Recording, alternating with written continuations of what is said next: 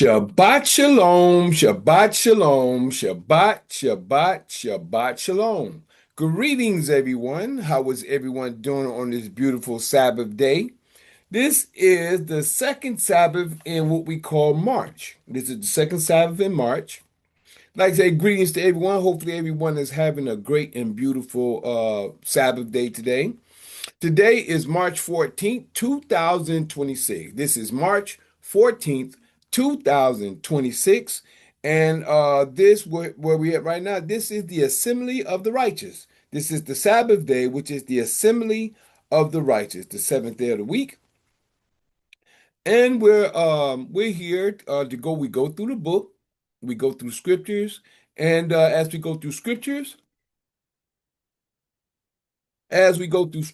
we break down and understand where we are in this day and time and the things that the Creator has placed for us, not only in history, but in prophecy, things that was prophesied to happen, to come to pass, that we may understand the things that's going on in our day and time, and the things that we're doing, the things we've come to know, and where we stand with the Creator in His Word. So right now we get ready to start off with a prayer. We always start off with a prayer, and just to let you know that we will be today will be um today's information or lesson, or however you want to call it. This is Solomon's wives and his death. Solomon's wives and his death. This is the last chapter, which is chapter. I think this is chapter, what is this, 11, I believe, this week. Yes, it is. This is First Kings chapter 11. And this is the last of King Solomon we're going to be on today. I believe so. And we're going to go through and see the situations that has happened, that has gone on, and what we come to know according to the Creator's word. Like I say, what we come to know according to the Creator's word. Not what we believe, not what we think, but what we know according to the voice of Yah. All right? So, let's see where we at. Try to make sure everybody's kind of clear. So right now we're gonna go through we're gonna prayer. We're gonna do the prayer. And after the prayer, we're gonna go through the scriptures, which is we're gonna go through the law. Then from the law, we're gonna go through why we have prophets and where we are in this day and time and the things that's happening according to the things that has been prophesied from the voice of Yah. Other than that, blessed be thou, Father of the universe, that bring forth all living creatures forth from the earth. Blessed be thou, Father of Abraham, Isaac, and Jacob. Blessed be the Father of Israel. Blessed be the Father to our tribe of Israel. Thank you, Father, for all you've done, been doing, and plan to do. We ask you to keep giving us wisdom, knowledge, and understanding, life, health, and strength, food, shelter, and clothing. Let us be happy, healthy, wealthy, wise, and prosperous in all that we do. We ask you to keep leading and guiding us so we can help lead and guide others in your knowledge, your word, your ruach, and your way. We ask you to help us in every way. We ask you to allow us to prosper in your way, in your word, that we may bring your kingdom into fruition, that everyone will know and understand that you are the king of this earth, and this is your dominion that you have given us to dwell in and to lead your kingdom through your laws, your ways, and your commandments. We ask you to help us in every way. And also, Father, allow us to retain your knowledge, your information from your words and from your law and from your voice, that we may know and understand and do them as well, and help others, help lead, guide others to that information as well. We ask you to forgive us of any sins that we ourselves, our forefathers, and our ancestors have done against your laws, your commandments, your words, and your way. We ask you to forgive us of these things and help us understand and understand these things that we may know to turn to do your will and your way. We also ask you to help us in the sicknesses that we're going through in this day and time, the things that we're going through that was spoken of in your law that was going to happen, to us as a curse throughout the earth if we didn't keep your laws, your statutes, and your commandments and your will. We ask you to forgive us of these things and help us understand these things and understand these things, that we may grow to know, to understand, to do, that these things may be relieved from us. We also ask you to lift the spirit of sleep from us as well, so we may awaken to your word, your light, and your law. We ask you to help us in every way, whether it's physical, mental, emotional, financial, or spiritual. In all these things we pray. Hallelujah, hallelujah, hallelujah. Praise your Almighty. Thank you, Father. All right, greetings, greetings, greetings, family, friends, and the world. We're here, and this is the Sabbath, which is assembly of the righteous, where the righteous come together on the Sabbath days to keep the Creator's word, his laws, and his ways. Right? So by doing these things, we are in obedience to the Creator's laws and to his ways, that we may have right to the kingdom of heaven, which is this earth that we will dwell in and upon. So right now, what we're getting ready to do, we're going to go through the law that the Creator spoke from his lips to the children of Israel. He spoke to the children of Israel, and they were, but there to carry out his laws, his statutes, and his judgments, and to be examples to the world, excuse me, of his name. And his name is the law, as far as I'm concerned. I don't mean a physical title. I'm talking about the actions behind the things that we're supposed to be doing. And your actions says a lot more than your word and your lip service. And that's the problem we have today. A lot of people looking for a name to call on, but you don't do the actions behind the lip service that you're giving. But that's the difference. So right now, we're in Exodus chapter 20, verse 1, and these are the commandments that Yah spoken to the children of Israel in the wilderness. And it states, the Ten Commandments, Exodus chapter 20. And Yah spake all these words, saying, I am Yah thy father, which have brought thee out of the land of Egypt, out of the house of bondage, out of the house of Mizraim, out of the land of Mizraim, which was Egypt, out of the house of bondage. Thou shalt have no other deities, gods before me. Right? He's telling you directly. Thou shalt have no other deities, gods before me. Second commandment, thou shalt not make unto thee any graven image, or any likeness of anything that is in heaven above, or that is in the earth beneath, or that is in the water under the earth. Thou shalt not bow down thyself to them, nor serve them. For I, Yah thy father, am a jealous father, visiting the iniquity of the fathers, which are the parents, upon the children, which are the children of those parents, unto the third, which is the Greek, and the fourth, which is the Roman generation, which is world powers, of them that hate me. And these are those who hate the Creator, who has changed his laws, statutes, commandments, and his word. And showing mercy, which is grace, unto thousands of them that love me and keep my commandments. Right? Third commandment, thou shalt not take the name which is his law. A lot of people look at a name specifically, which pertains to a noun, but the name is actually the law. Thou shalt not take the name of Yah thy father in vain, for Yah will not hold him guiltless that taketh his name in vain, his name which is his law. And what just come to my mind is a good name will follow you. So if your name is not just a particular name, but if it's your ways and actions, it's the law. This is what people fail to realize. Fourth commandment, remember the Sabbath day to keep it hallowed, which is set aside, which is holy. 6 days shalt thou labor and do all thy work. But the seventh day is the Sabbath of Yah thy father. In it thou shalt not do any work, thou, nor thy son, nor thy daughter, thy manservant, nor thy maidservant, nor thy cattle, nor thy stranger that is within thy gates. Why? For in 6 days Yah made heaven and earth, the sea, and all that in them is, and rested the seventh day. Wherefore Yah blessed the Sabbath day and hallowed it. As we can see, that's the name he named, as far as we can see throughout the scriptures. The fifth commandment, honor thy father and thy mother, which I believe to be the elders, that thy days may be long upon the land which Yah thy father giveth thee. And if you're honoring the elders, that means you're listening to them, because they have been where you haven't, and they're sharing information with you that you're coming to learn in order for your days to be long as well. Seventh commandment. Sixth commandment.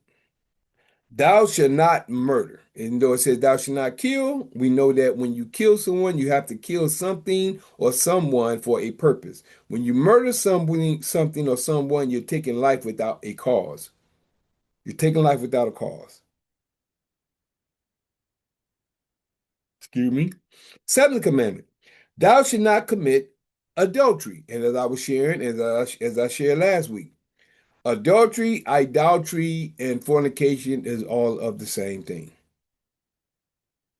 It's going against the law's word, meaning is idolatry, fornication, and adultery. Is idolatry by being of anything other than the Creator's word, which actually more of like another god. At this point, it's more like a sex god. If you're committing adultery, you're being lustful. You're being all these other things that's not according to the Creator's word. Eighth commandment, thou shalt not steal, which we know is taking someone else's belongings. Ninth commandment, thou shalt not bear false witness against thy neighbor. And as I say, prosecutors, uh, lawyers, and attorneys, they do this all the time. Make accusations about something that they wasn't at or they wasn't there to see for themselves. So that's bearing false witness. Tenth and final commandment that the Creator spoke, according to what the scripture says, that thou shalt not covet, which is want thy neighbor's house. Thou shalt not covet, which is want thy neighbor's wife, nor his manservant, nor his maidservant, nor his ox, nor his ass, nor anything that is thy neighbor's. Anything that belongs to someone else, we're not supposed to want. Okay, let me do this real quick before I bring this brother in. Thank you. That's my brother Patrick and my sister Julia. My sister Julia is here out of Florida, and my brother Patrick is here out of the UK. That we're here now. We just got done with the commandments. Now we're at the people's sphere, which is actually the continuation of Exodus chapter 20, verse 18. And this is the reason why we have prophets. Verse 18. And all the people saw the thundering and the lightnings, and the noise of the trumpet, and the mountain smoking. And when the people saw it, they removed and stood afar off. As I always say, if you got thunder and lightning going on outside, I mean real thunder and lightning, and you in the house, you're gonna be scared. You're gonna cut off all your lights. And back in our day, we used to say that God's speaking. But in that time, think about being out there in the open field and that thunder and lightning going on like that. That's why the people ran and moved afar off. It says smoking, and when the people saw it, they removed afar and stood afar off. 19. And they said unto Moses, Speak thou with us, and we will hear. But let not God, Yah, speak with us, lest we die. That's verse 19. That's going to be very crucial in the next point of view we get ready to come to, which is Deuteronomy 18. But right now, verse 20. Exodus 20:20. And Moses said unto the people, Fear not, for Yah is come to prove you. He always prove. You got to prove all things. And that his fear may be before your faces, that you sin not. And the people stood afar off, and Moses drew near into the thick darkness where Yah was. So as we see, Moses spoke to, well, not Moses, the Creator spoke the commandments to the children of Israel. And then Moses drew into the thick darkness and went into the mountain for 40 days and 40 nights. But right here, the other part of the prophet, which is the reason why we have prophets today, and that was them telling Moses, you speak with us and we will hear. Don't let Yah speak with us lest we die. That was the fear because of the thunder and lightning that was going on at the time. So this is the conclusion of that point. Deuteronomy 18, starting at verse 15.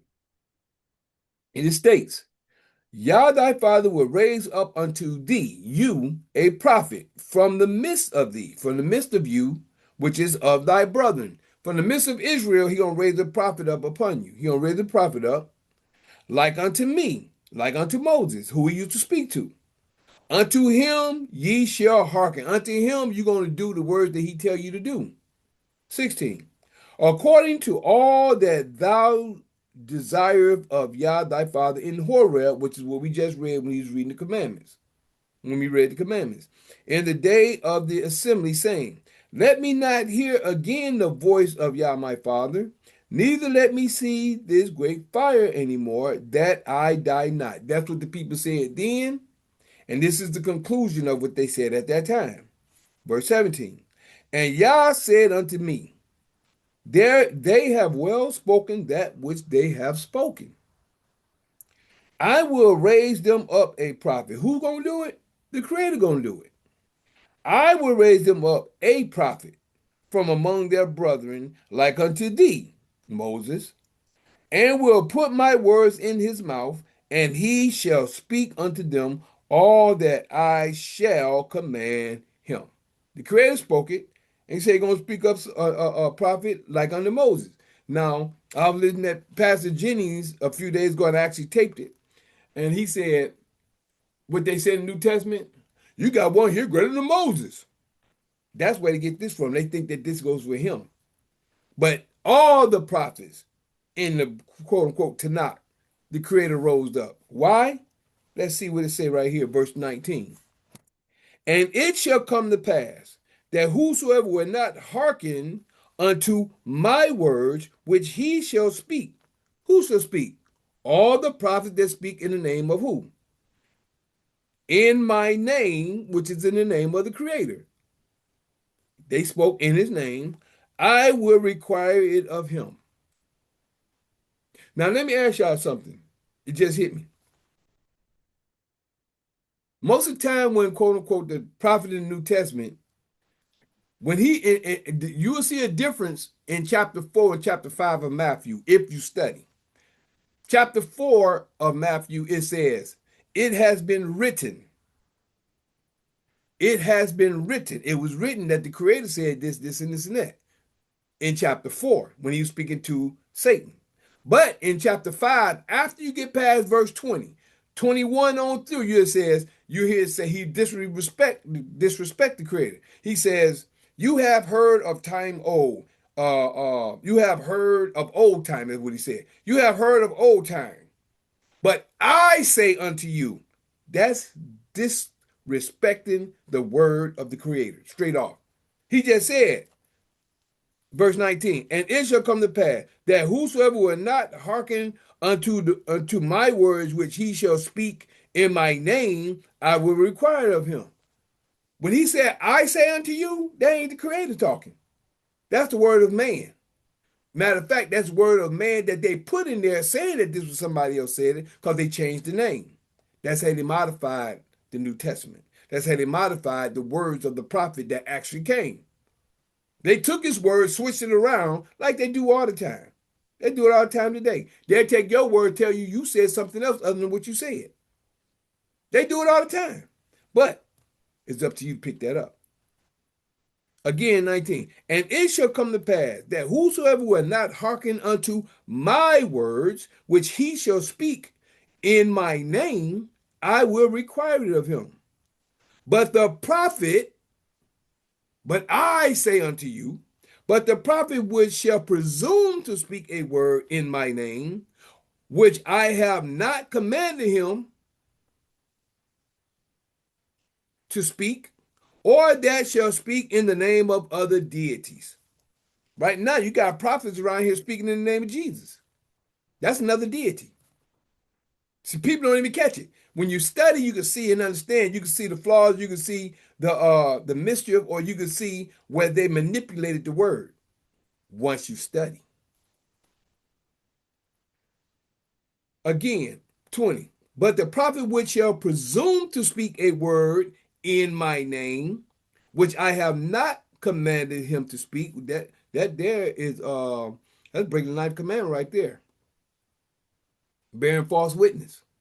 Or that shall speak in the name of other deities, like I said, speaking in the name of Jesus, Prophet Muhammad, or whoever else. Even that prophet shall die. And if thou say in thine heart, how we shall know the word which Yah have not spoken? How we gonna know it? How we gonna know it? Number one is you got to study the Old Testament to see if he said anything or not. If you looking back here, if it doesn't say, thus said the Lord, that's your key. Thus said the Lord, thus said Yah. However people want to try to say it, you can't mix up that point of view.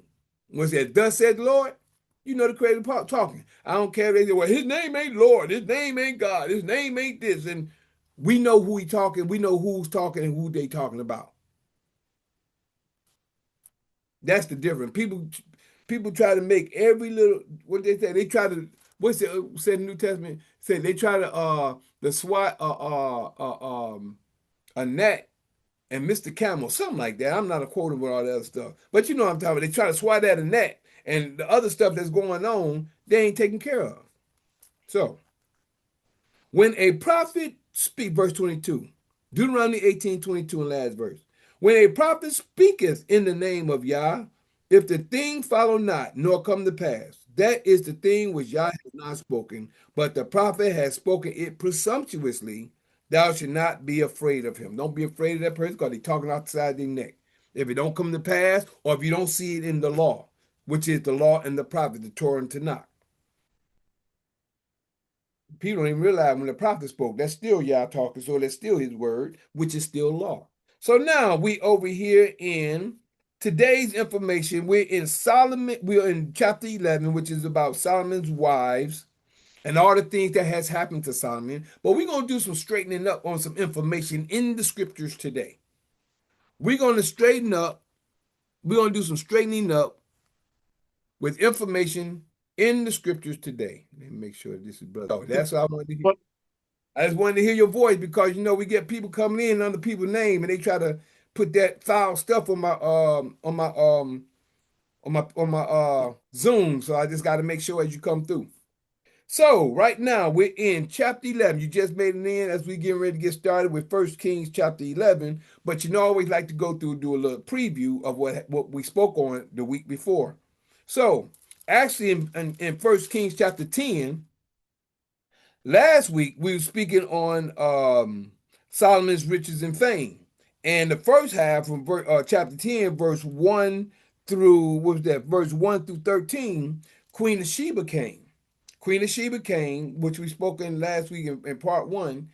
Queen of Sheba came. She had gave hard questions like our people do today. Like I made a comment as I did last week. I like our people do today. Our people are quick to judge and talk about stuff they don't know. But if they go with all the lies and other stuff like that, people can lie to them, but they can be going with lies for years. But when you start coming with truth and start showing truth and knowledge and information, they want to question that, which is good. They should question it. But they still want to deny it after looking at the facts of the truth in their face. They do it all the time. We still got people worshiping Jesus today, even though they know Jesus didn't come. Even though they know the prophet that came wasn't named Jesus. Even if they know that the commandment says, thou shalt not worship no other God besides him, and thou shalt not call upon or make any graven image to worship them. And that's what they're doing. They do it all the time. All the time. And they don't want to let it go. But that's on them. When you come to know better, you're supposed to do better. So right now, that's what happened with Queen of Sheba. She came through. She brought many gifts, though. And this is something I was sharing earlier this week. Yep, I'm gonna say earlier this week. I think it was earlier this week I was sharing it, or the end of last week. But one thing is this: like with our classes that we have, we have on Tuesdays, Introduction to Solving Class of Knowledge, right? She brought many gifts, but she came at them with hard questions. It was one thing I said. I do this class for free. So that means that they don't feel entitled to me. See, when people pay you, they feel entitled. They be like, well, I paid you, so I want this. I want that. No, not here. If I'm doing this for free, I'm doing this on my terms. I'm trying to accommodate you, but I'm doing it on my terms. Because people feel entitled when they feel like they gave you something. Now, if you give something out of donation, you give something, and that's on you, and I'm thankful for it, and I will let it be known that certain people gave a donation. I ain't gonna say I ain't putting nobody's business out there what they did, but I will let it be known who did what, and and it's very appreciative. But you ain't buying me. You ain't buying me. And you know, I'm thankful for the creator to let me realize what happens when people do that. When people give you stuff or when they feel like they give you something, and I let it be known, we doing it for free. This is the creative work we doing. So you ain't buying this for me. We doing this for free because this is already for you. Now, if you chose to give a donation, that's very well appreciated. But the fact is, I'm not getting bought, and you ain't gonna sit up here and try to tell me, well, I gave you this, so I want no, It don't come to that. No. And that's what people do. So I just making that point of view. When she came, she was giving her a question. I'm not saying that was the reason why she was giving it, but she was just sharing it. It was saying on here how she gave her a question, but everything that she was asking him, he answered. And that's what we're supposed to do. We're supposed to answer all things, but we have to have the proof. Not just answering because you want to answer something because you just want to give an answer to something that may not even fact. I remember a guy did that one time, but I'm not going to go into that in a congregation. There was three of them sitting up there at the congregation. Two of the other guys, this other guy just went and gave something that pertained to something. It pertained to what it said, but it pertained to a couple of words that was there. I said, that don't even go together. I said, that don't even go together. But he just threw something out there. I don't do that. If it's something that I don't know, I'll get back with you on it. I'll get back with you on it. I'm not going to give you something falsified just to appease you and to make you think that I answer your question. I'm gonna give you an answer according to the scriptures and according to the book, according to the word of Yah. If the Creator spoke it, I'm gonna show you where He spoke it, like I'm gonna do today. So it's a lot of things that came out. I ain't read this in a long time, but we at where we at today. So the first part of this of 10 last week was about Queen of Sheba. The second part was mainly about his fame, his riches, and the things that he's done. The people that had done things for him. Many people all over the earth was coming to him. You know, so verse 23 over here states this is the second part of verse chapter 10. It says, so King Solomon exceeded all the kings of the earth for riches and for wisdom. And all the earth sought to Solomon to hear his wisdom, which Yah had put forth in his heart. I give him get the last one since I get. It says, and they brought every man his present. See, that's another thing. When you go play, you put the me and brother Cass confirmed that last week. In Germany, when I was there, when we go to places or people houses, something like that, you will bring a gift. You will always bring a gift when you go to places like that. And and that just shows the prosperity of certain people as well. But a lot of our people, we beggars. Gimme, gimme, gimme, gimme. I want. They always want something for free. Well, how can I get this? They always want. They don't value reciprocity. Put it like that. They don't value that. They always gimme, gimme, gimme. Want with their beggars. That's all they are. Most of our people are beggars. You know why? Because they don't understand the knowledge or the understanding of the situation of being an entrepreneur. If you've been an entrepreneur, you understand the work people do and the things they do to make things happen. Many people don't even understand that today. But as every it says, and they brought every man his present, vessels of silver and vessels of gold, and garments and armor and spices, horses and mules, and rate a rate year by year. Every year they bought stuff to him. So that is majority of the stuff that happened in chapter 10. Chapter 10 of First Kings. Now today we have Solomon's wives, idolatry, the anger against Solomon, the adversaries of Solomon, and last but not least, his death. These are just certain headings here, but we're going to go through it in a few minutes. So, First Kings chapter 11, verse 1, Solomon's wives and idolatry. Now, it's something to this. I'm going to get this set up right now because, see, I told you, see this and that. I'm going to give you something to understand what the Creator said about this son. I think that's Second Samuel. I think that's 15, is it? Second Samuel 15. I believe it might be. Nope. Wasn't 15. Let me see if it's 12.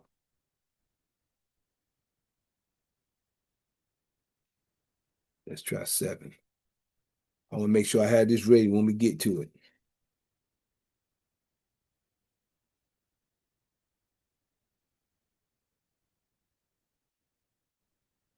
Oh, yep, 7. Yep, that's exactly where I'm going.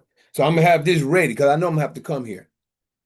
So I have to give y'all the word of Yah for understanding. So I'm just gonna get that ready because I know what's coming. All righty, here we go. First Kings chapter 11, and it says, "But King Solomon loved many strange women." You see that? But he loved many strange women. That was to his detriment. How we gonna go with that one? Go with this right here. But Solomon loved many strange women, together with the daughter of Pharaoh, women of the Moabites, Ammonites, Edomites, Zodians, and Hittites. You see that?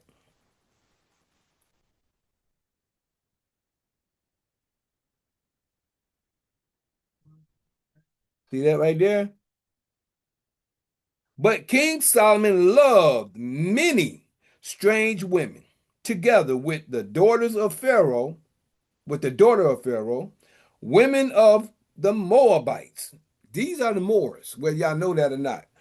I'm a Moor. I'm a Moor. All these people are, if you're black, you're a Moor. No, you ain't. Y'all got to get understanding with the information that y'all think y'all know, especially these Moors. These people, these people who was coming out of sleep, which has been dead in the mind for years. I'm a Moor. I'm a Moor. A Moor is a Moabite from the children of Lot, which is from his two daughters. Lot and his two daughters, they committed incest. And the first daughter had Benami and ended up calling them the Moabites.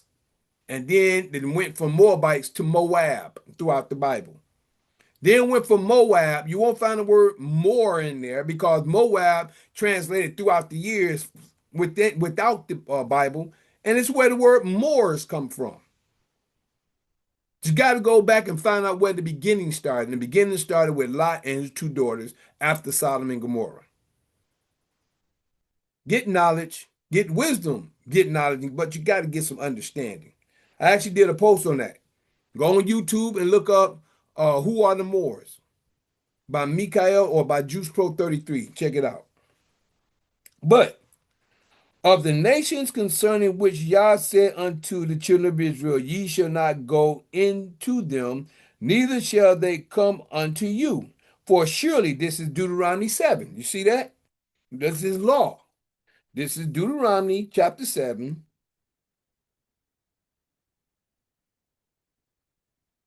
1 through 4.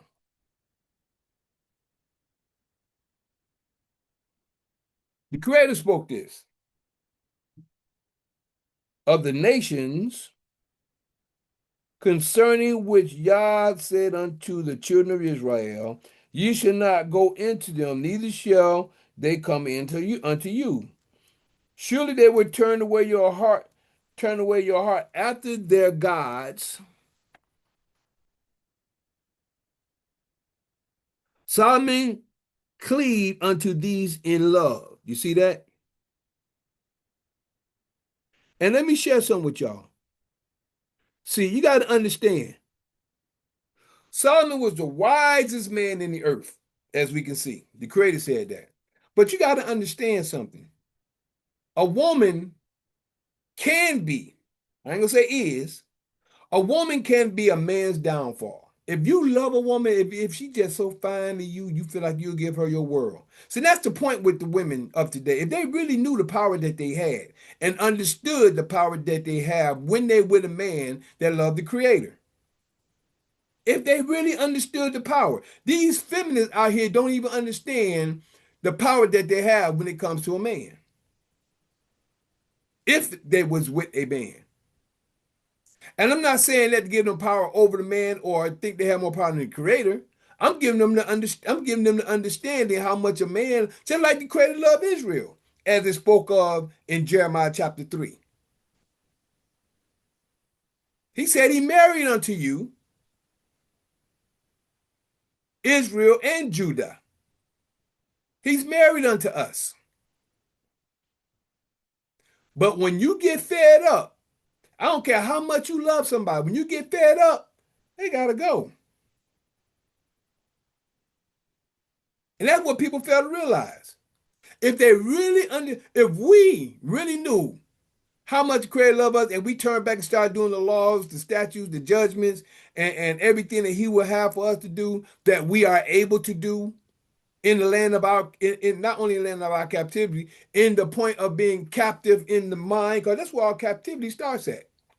Number one is when you came to this earth, you was captivated in the system under paperwork.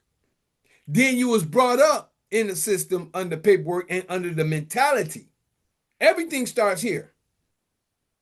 Your mentality is what's got you captive. Why? Number one, the creator said you's going to be captivated or being captive. But see, he also said you're going to be bondsmen and bondswomen. And that's paperwork. See, we have grown, me and my wife and many of us have grown to know bondsman is more than being in shackles. That was the old way. The bondmen and bondswomen today is the paperwork with your birth certificate, social security card, and ID card. Those are what you're sold by on the stocks. See, all this is coded, and y'all don't even know. That's the information is right here in the scriptures, and y'all can't even see it because you got to have a spiritual mind to see this information. And that's what I'm saying. I bring out information of today in the scriptures that people don't see. Why? Because they religified. Religion. They're all about religion. They're religious. And that's the problem with it. The Father never gave religion, he only gave his laws, statutes, and covenant. And he prophesied the things that was going to happen. But if you can't read the code, you're blind to it.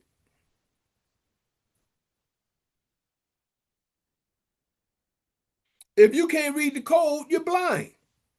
You're blind, you can't see. You need to wear sunglasses like DMC, as they said back in the day, if y'all know about Run DMC. But let's keep it moving. So, as we said, Solomon cleaved unto these in love. And as I was just saying, women don't know the power they have when it comes to a man. They don't know the power they have when a man loves you, a man do almost anything, and he'll lose all he got for a woman. That's why they set up marriage. When you bow to a woman, you just bow to their God. Their God is who? The Caucasian man standing right behind them. You bowing to your woman, the Caucasian man. Why you think she run to the Caucasian man for everything they want? But they want to put everything on all men. What men is controlling the earth? What men? The earth is the way it is because of men. What men? The men that you serve? Women? Majority of the women of today? You feminists and the ones with the spirit of the enmity on them? You serve them, but trying to put it on us. Make it make sense, as Kevin Samuel used to say. But let's keep it moving. Verse 3. And he had 700. Yep, let me make sure this was here. Let me take you out now. And he had 700 wives,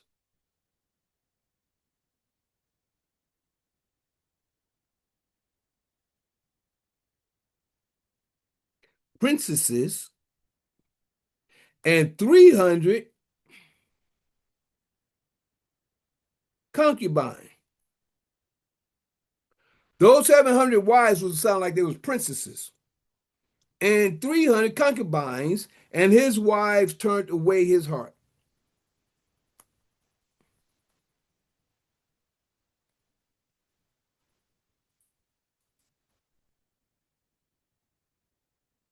Hold on. I want to make sure I get this part right here. No, I don't put this in Bible.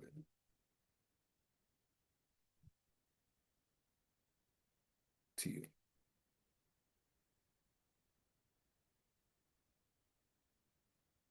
300 wives, and 700 wives.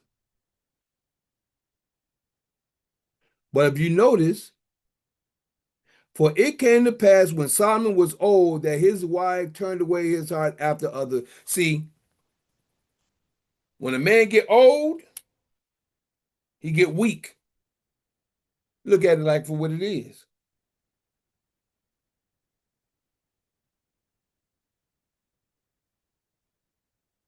Put that in teal as well. For it came to pass when Solomon was old that his wives turned away his heart after other deities. They took up his time.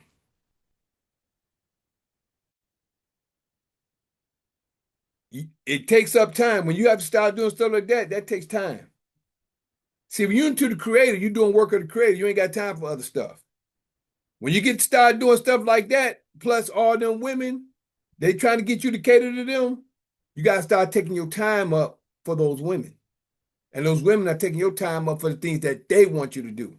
Look at how many women today. Now, people call it women bashing. It's not that. I just show things for what it is. It may sound like because I'm saying it, but I just show you the facts of what's going on. Right? The women, they want the man to be at the house and they want men to follow what they want to do. If they don't, they turn it back. If they don't, they get upset. If the man don't do what they want him to do, they have a problem. You see what I'm saying? It's because the man is catering to what the woman wants, and whatever the woman wants is really a deity because it's outside of the creator. It's supposed to be the other way around. It's supposed to be the man catering to the creator and the woman catering to the man what the man is doing so they can cater to the creator. That's what it's supposed to be. But things have been switched around and people can't see it. If y'all understand. Tell me, am I lying? How many of the women out here want the man to come? The man is out here trying to work, right? Women start to cheat. Why? Because the man ain't at home majority of the time. Not saying men don't do it. We talking about men. See, let me just explain something to y'all. When I'm talking about men of my stature. When I talk about men, now there's a lot of other men out there. I'm oblivious to because I don't think like them. I'm not a boy, and I'm not a womanizer. So I don't think like them. So if you hear me talking, I'm talking about what I know. And I know a lot of women, and it's all on the internet. You see more, and that's why I can speak on. You see more women out here talking against men, playing men, getting divorced from men, getting divorced from their families, than you see men doing it to women. I say men. I'm not talking about these players, pimps, and all. I'm not talking about them. That's outside of my category. Y'all don't hear me talk about gays and the LGBT. I just say it like that because I almost went somewhere else. Y'all don't hear me talking about them, neither do you. Why? Because that's outside my category. I don't have to talk about them. That's not a part of the family of the creator. So this is understanding what I'm trying to give you. This not talking about those people. I'm not talking about the gays, lesbians, and all that. I'm not talking about them because they're not a part of the creator's kingdom. I'm not talking about the whoremongers and the guys out here playing pimps, and I'm not talking about them. So the ones I'm talking about are men, and I'm talking about the women, and I'm talking about the feminists that the creator spoke of in chapter 3, Genesis 3, 15 and 16. That's what I'm talking about. So, and everybody get to talk about, well, you just women bashing. No, I'm not. I'm talking about people in our category and the ones on the edge of the line of the category. Everybody else is in hell. I'm not talking about them. I'm not. So I'm just letting this be known now because some people think I've been women bashing. You heard it here first, right here, when I'm talking about Solomon and his wives, so you can get better understanding what and how I'm speaking. When I speak, I'm speaking about us. I'm talking about men. I'm talking about women. And I'm talking about the feminine spirit. I'm just going to leave it at that. The feminine spirit is those who could be of the creator's on the creative side, but they're on the opposite side. All that other stuff is way out, way across the field. gays, lesbians, and all that stuff on that. That's across the field, as well as the men who's out here womenizing. They're not part of this category. So this is I'm explaining this so you have a better understanding. Whoever gave the hearts, I thank you over there on Facebook, whoever that was. I see Sean Quill, Shar Sharam, and my uncle Anthony Avery. Good to see y'all here. Oh, True. Thank you, Unc. Yeah, I see you got True over there. So that's who I talk about. So you hear me talking about women, I'm talking about either the feminists or the women that's with the men. That's the difference. So I'm just letting that be known at this point. So when you see right here when it says verse 4, First Kings 11 and 4 says, "For it came to pass when Solomon was old that his wives turned away his heart after other deities. And his heart was not perfect with Yah his father, as was the heart of David his father." That means it changed. It was perfect at first, but it changed. But it was something that the creator said. I'm gonna show y'all in a little bit once we get more down into it. Because I know a lot of people are like, well, he told this. I'm gonna give you what the creator said. See, I like giving you facts. People like to talk what they believe, but I'm gonna give you facts. Let me go right here. And his heart was not perfect with Yah, as David his father. For Solomon went after, okay, here go these other deities.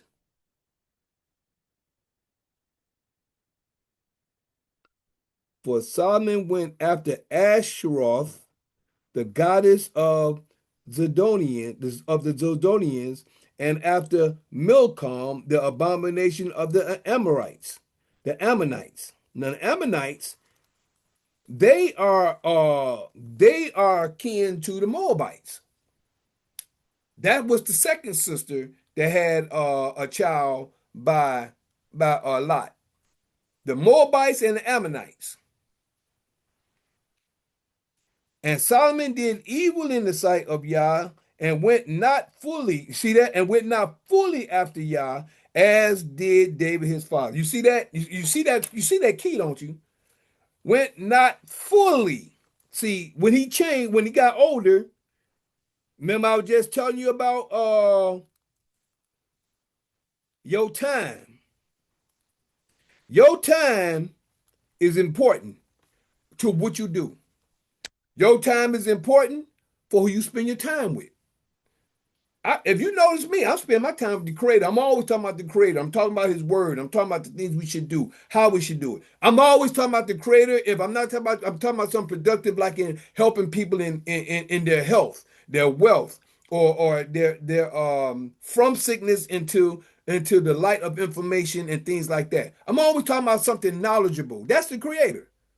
Something knowledgeable that the people need. That's how we're supposed to be growing. But when we get to talking about stuff that's non-essential, stuff that really is not part of really what life is about. Well, let me just make an example. Now, again, with the women and the men. You got a lot of women, as I shared a few minutes ago, you got a lot of men that's trying to work. They're going out here every day, trying to do all they can, make a job. And then you got some women that's got these serpents. Gotta call them that because that's what it is. It's only too tight. It's the system and it's the people that has that serpent-like spirit in them. They're crawling on the belly. They're sneaking. That what crawling on the belly meant. They're sneaking around. You got man going to work. I just seen I think I seen that this morning or just last night. Guy set up a camera up under his one of his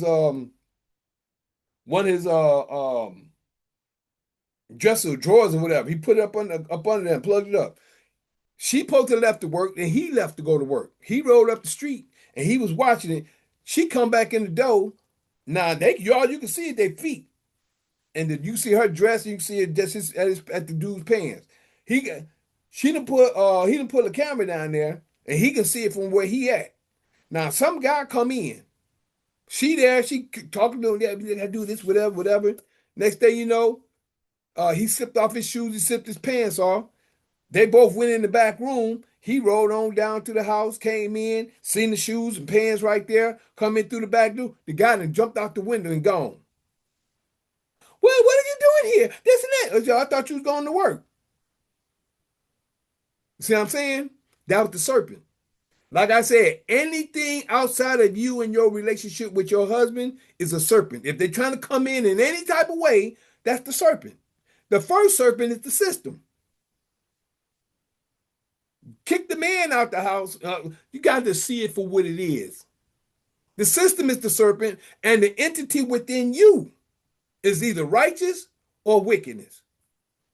No other. Just like right here.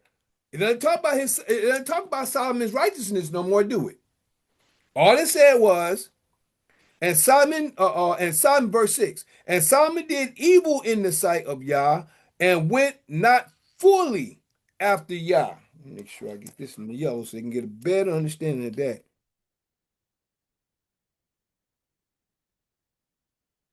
His heart was not perfect with Yah, as was David, the heart of David his father. And down here at 6, that was the end of 4. Down here at 6, and Solomon did evil in the sight of Yah, and went not fully after Yah, as David his father. Give me some more yellow here. Went not fully. You see that? So he didn't. It didn't say he didn't turn away from Yah altogether. He went not fully as David his father. Then did Solomon build a high place for Chemosh, the abomination of Moab, the Moabites, Moab, or shall I say the Moors today, the Moab, in the hill that is before Jerusalem, and for Bolich, or Molich. Tell me he did something to Molich? The abomination of the children of Ammon. Mm, mm, mm. Man, this is crazy. Molech, Molich. A high place for Shemosh, the abomination of Moab, that is before Jerusalem, and Molech, the children of Ammon. You see, Molech was that was a religion, that's like Christianity. So the people thought Molech was a people. Molech is just like Christianity, burning their children in the fire. No different than they did with burning our children of Israel and our people in the sun, which was a slow death. People don't see that. The man hung over on the cross in the sun until he died, suffered till he died. And they even have the song on Sundays talking about that. Sunday song. Oh, he suffered. He suffered. He suffered. He suffered on the cross. He suffered, suffered. And they can't even see what suffering is. It was a slow death compared to being burned alive and on a quicker death. Still both of them death. Verse 8, and likewise did he for all his strange wives, which burnt incense and sacrificed unto their deities. Y'all see that? Now, let's see if the Father gonna say anything else on that before okay, yeah, he is, because God, Yah's angers against Solomon. So now I'm gonna go into this before I give y'all not my conclusion, but the conclusion that the Creator said according to that son. All right. I like to give facts. Everybody get to running off and get to talking stuff they don't know because they have no understanding. All right. Yah's angers against Solomon. And Yah was angry with Solomon, verse 9. And Yah was angry with Solomon because his heart was turned from Yah of Israel, which had appeared unto him twice. Now you see that? Think about that. That's how he was. I would have been angry too. I showed you my presence. I gave you my presence. I appeared to you twice. Father appeared to me in his own way when I went through my spiritual awakening. I'll never forget that. I would never forget what I saw, felt, and heard when I went through my spiritual awakening. Some people say epiphany, however you want to call it. But I would never forget it. And I will always, as far as I know, unless the Creator do something to take me off of, which I hope and I never think it'll happen, I would never get off my path with the Creator with what I come to know, for what I've come to see. physically, spiritually, and mentally. I know where I stand. That's why I know who I am. I know who I am. I know where I've been. I know where I stand. Y'all can take it or leave it, come one or come all. And Yah was angry with Solomon. See, it's the key. He was angry. And this is one thing I'm going to say, be angry, but sin not. The Creator can't sin because the Creator can't go against his word. That don't mean he can't get angry. Don't mean he can't get upset. He was upset at David, but he forgave David, didn't he? But David got punished. That's something else that I'm going to show you that the Creator said. Oh, man, I did move and I think I had it set. Okay, I know where to go, though. It's all right. I moved because I thought, hold on. I ain't going to get there yet.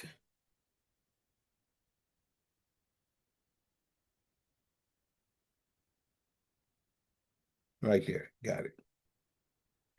Verse 10 again. Verse 10. Or shall I say 9? And Yah was angry with Solomon because his heart was turned from Yah, his heart. And y'all know when you believe something wholeheartedly, you all in. Where a lot of these people believe in Jesus. Was turned from Yah, his father of Israel, which had appeared unto him twice. You see that? That's the key right there. He appeared twice.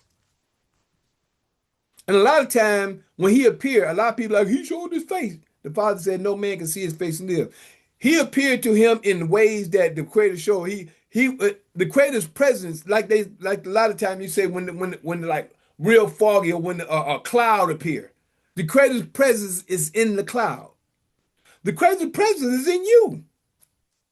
When you're speaking up on his word, when you're speaking on the things that he's speaking on, when you're talking about the things that the Creator is speaking on, his presence is within you. And y'all can't, and that's the problem. That's the sad thing about all these people talking about his name. Well, his name is Yah. His name is Yahshua. His name is YAWA. His name is this and his name is that. His name is the law. He is in the law. That's what people don't get. This I made a post not too long ago before I got on. Now I make a post. I answered a question to a post. This brother named Roy Jackson made a post, and this brother named Moshe Eliyahu, I think it is, and brother Ramah bin Israel, they made some questions and whatever, talking about the name. So I asked a question. I asked, according to a name reflecting a noun, right? A name, when you give someone a name, it reflects to a person, a place, or a thing. Am I correct?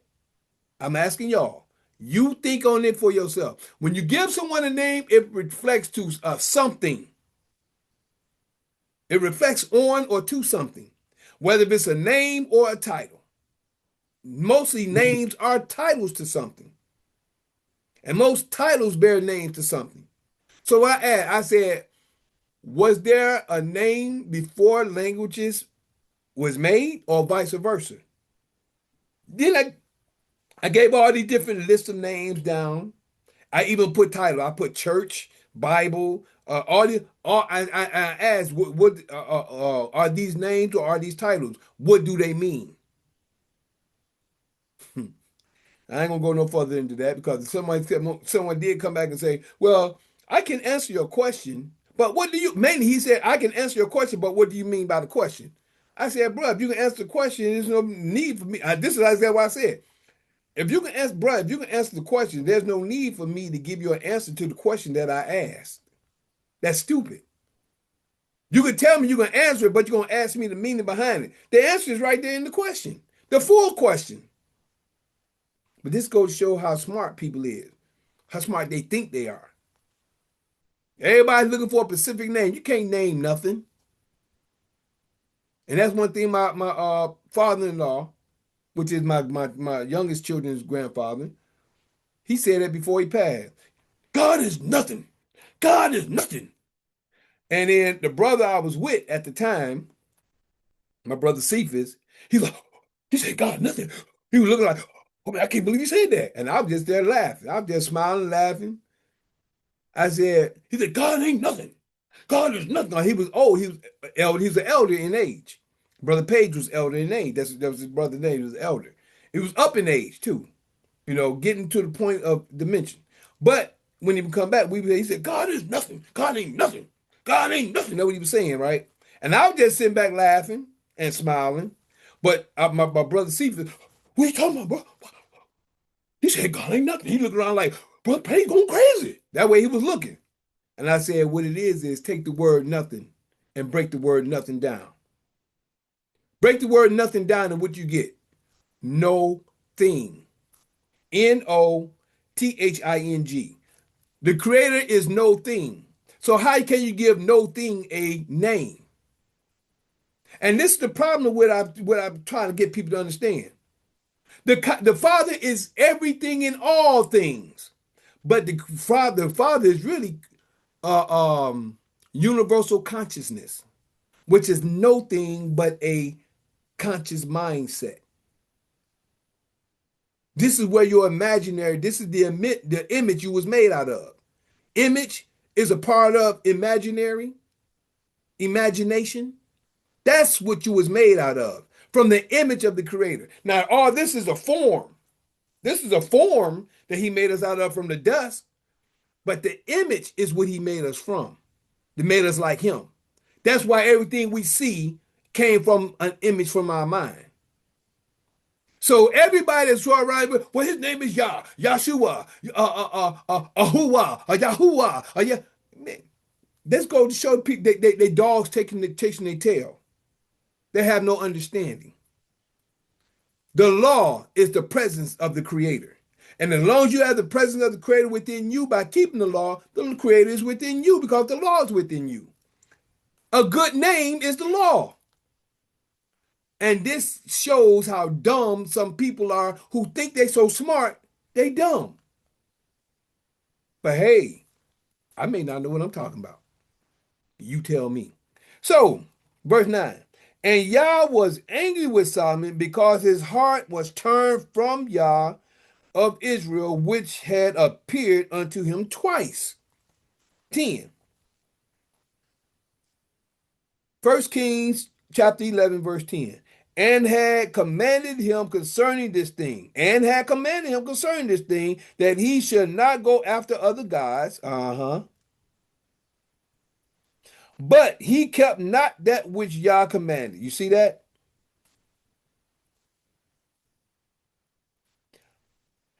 And I'm not going to give him a pass because he remembered. But the point is, like I said, he got old. He got old and he got soft. No different than y'all parents. When y'all become, how many of y'all know this and tell me if am I lying? When y'all become parents, y'all strict and hard or straight up with the children. Most of y'all anyway, because some of y'all cream puffs. Some of y'all cream puffs. Y'all let your children do stuff that they know they ain't supposed to do right.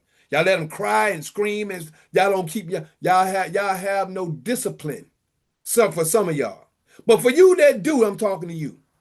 For you to have discipline for your children and know how to discipline and keep them straight and keep them in line and teaching them correctly, I'm talking to you. Now, when you were parents coming up, your parents were strict and hard on you. You're doing the same thing to your children that your parents did to you because you know how you came up. You know it made you a better person. You know it made you a better individual to go out through life, to respect others and things like that. Because your parents were strict or harder on you, then letting you do your own thing. But when they become grandparents, what happens? Oh, they want to give them the world. They want to give them that. That's when they become soft. Tell me, am I lying? Same thing what happened right here with Solomon. You get soft. And I'm not saying that that's part of life.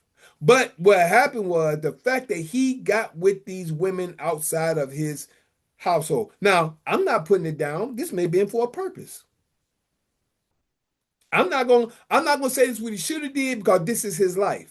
See, and that's the point where a lot of people quit. They're quick to point the finger at somebody. We all go through certain things for certain purposes. And I understand that because I'm a product of it. I went through my spiritual awakening, but I had to learn things going through to get to where I'm at today. I'm more strong on the truth today than I was 20 years ago. But in between the 20, I say between the 30 years, I'm going to say, between the 30 years, it was things that I still had to come to know that I couldn't find straight off in the scriptures that were still in my face. For instance, I'm gonna do this. You know how they say in the Christian church, oh, crystals and stones and stuff, that's of the devil. This and that, that's of the devil. And they talk about everything is of the devil. These Christians is going Christian crazy. Everything is of the devil, which is still the creator, according to Isaiah 45 and 7. Everything is of Yah, but it's how you use it. That's the key. It's how you use the things that we're supposed to use that we're not supposed to use. We're not supposed to make things deities. We're not supposed to make things gods to bow down, worship, and stuff like that. But let's just say we'll call it astronomy. Some people say horoscope, but it's the reading of the stars. That's the actual title for the name. You see what I'm saying? Astronomy, the meaning of astronomy is reading of the stars, the stargazing, or whatever you want to talk about. Now, certain times of year we see big dippers and other situations in the galaxy. We see these things. Matter of fact, that's how they navigate on the seas and stuff like that. They navigate. Matter of fact, on land, they see which way the North Star. They see different situations that they navigate through, but we just put a name to it. No different than they're doing with Yah, Yahshua, Yahuwah, Yahuwah, all that. They just put a name to something that they can recognize. If you understand what I'm saying. So the whole thing, what I'm trying to share with this situation right here is this.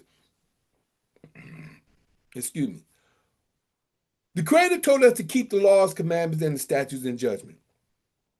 Now, in the commandments, statutes, and judgment, a lot of things are there. Stones, crystals, you can say organized energy conductor, but just the whole point of all these different things are there. And they there for a purpose. No different than last week. I'm glad we right here. Last week, as we was going through chapter 10, we come across a tree, one tree. Now, if y'all go back to part one of last week of Solomon's riches and fame, we talked about this tree called the algum, almug.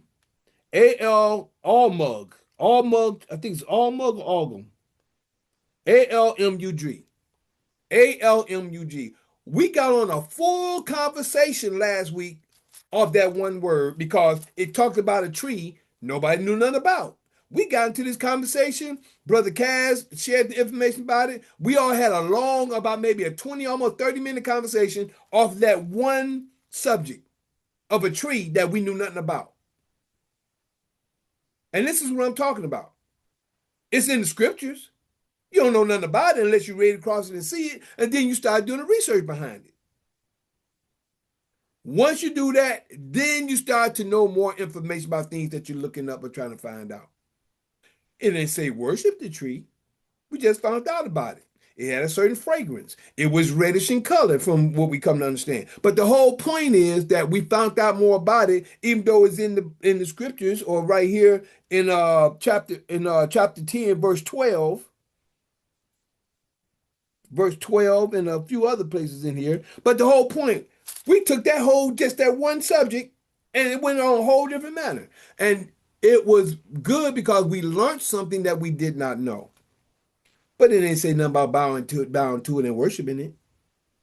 And that's the difference.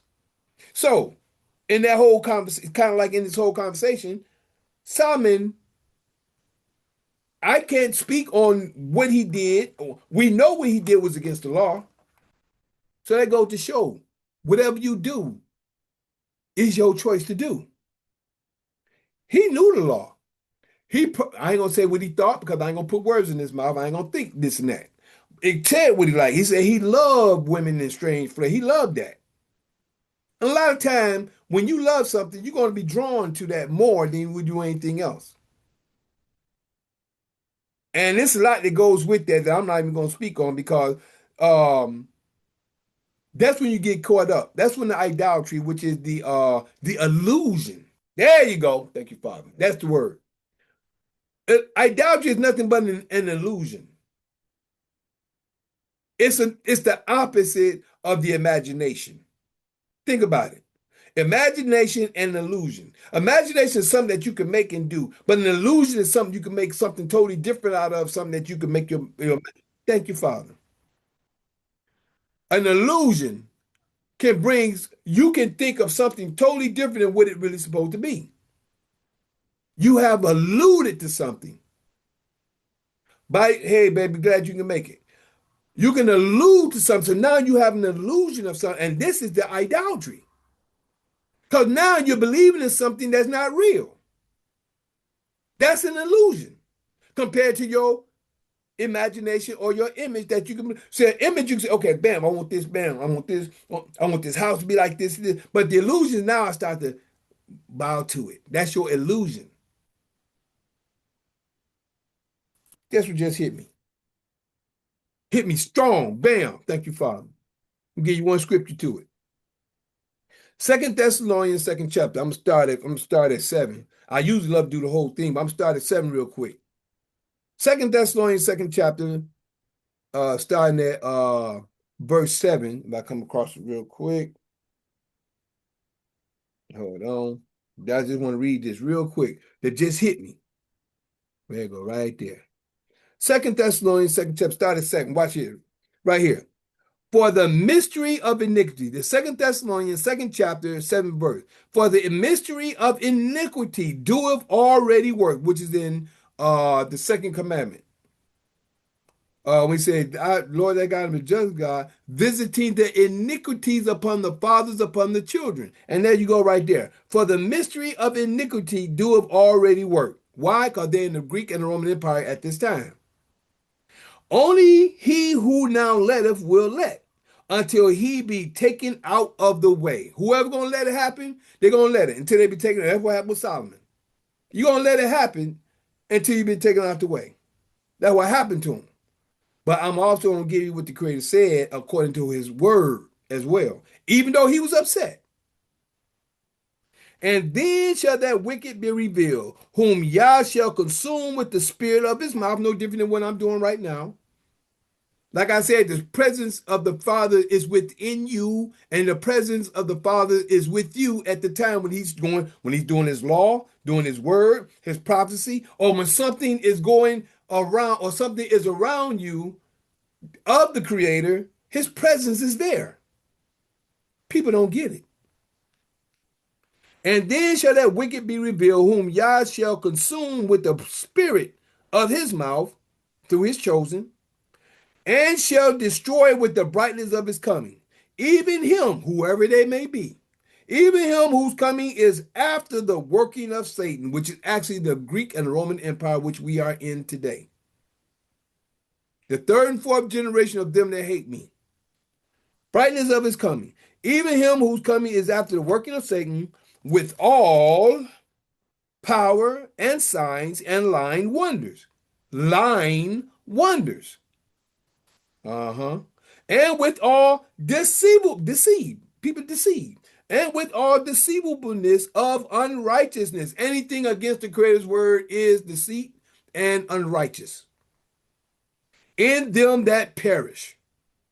In them that perish. In them that perish, because they receive not the love of the truth, which is the Creator's word, which is the voice of Yah, because they receive not the love of the truth, that they might be saved. Here we go. And for this cause, what? And for this cause, Yah, it says God, Yah shall send them strong, what I'm just saying? Delusion. Delusion is the opposite of the imagination and the imagery that the Creator has given you to follow. And your delusion, you're delusional from the facts. Creator said, don't worship. You're doing the same. You're doing what he told you don't do. The Creator told you not to worship any other God. Y'all worshiping Jesus. Y'all worshiping the cross. Y'all worshiping y'all even Yahshua. Y'all worshiping anything, all things the Creator said don't do. That's a delusion. You're delusional in the mind, thinking that a man died for your sin because they said a man died for your sin. Who said it? The Greeks and the Romans. They the one who put this here to give it to you. And not only that, they even changed the name to show you that they said it. Because the man that they murdered, and it wasn't the Greeks and Romans who murdered him, it was the Hebrew Israelites, or should I say, it was the Pharisees and Sadducees. Let's just say that had him murdered. And the people that they convinced to speak against him had him murdered. Why? Because the delusion of the riches was beginning to flee their might as say their fingertips. Delusion. See, the facts of the Creator's word is riches beyond measure because the Father can make you, he can make you or break you. He can make you, put you on high by keeping his word, or by not keeping the word and put you on low like he did with us as the people now. That's why we going through the hell we going through. But people are delusional. They want to think something other than the truth. And that's the delusion of today. And for this cause, Yah shall send them strong delusion that they should believe a lie. See? See what the delusion is? Delusion is a lie. That they all might be damned who believe not the truth, but have pleasure in unrighteousness. Thank you, Father, for hitting me with delusion. That was the perfect word. Hit me straight off. But let's keep it moving. Verse 10 again. And had and it says verse 9 and 10. Let me go ahead with both of them. We back in 1 Kings chapter 11, verse 9 and 10. And Yah was angry with Solomon because his heart turned from Yah of Israel, which had appeared unto him twice. And like I say, I will never forget what happened with me. I'll never forget what I saw according to scripture. I'll never forget what I saw. Wherefore, verse 11, wherefore came to him twice and had commanded him concerning this thing that he should not go after other deities, gods, but he kept not that which Yah commanded. 11. Wherefore Yah said unto Solomon, for as much as this is done of thee, and thou hast not kept my covenant and my statutes which I have commanded thee, I will surely rent the kingdom from thee and will give it to thy servant. See that? Hold on.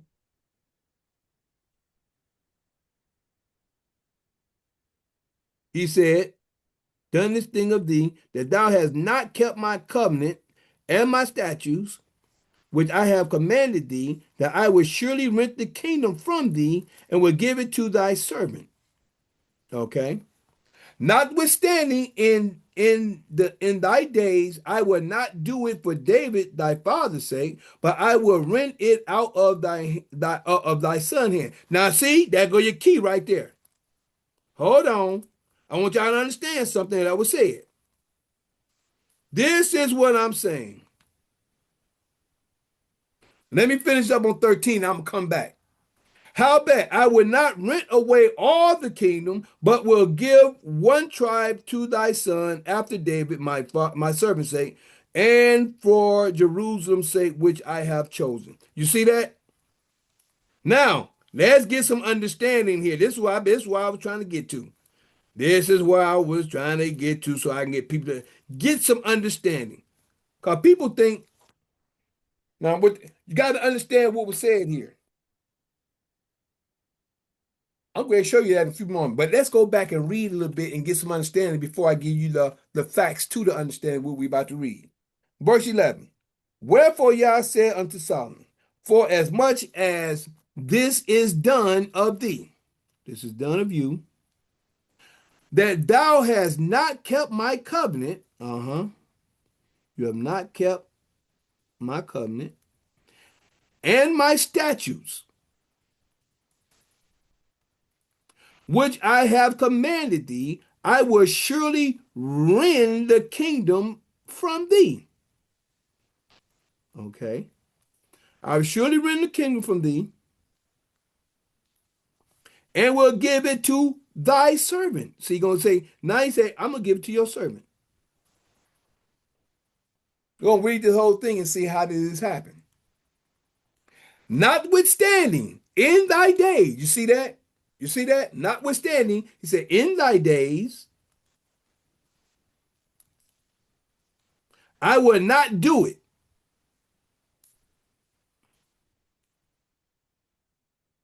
for David thy servant's sake, thy father's sake, shall I say. For David thy father's sake. But I will rend it out of the hand of thy son. You see that? You see that?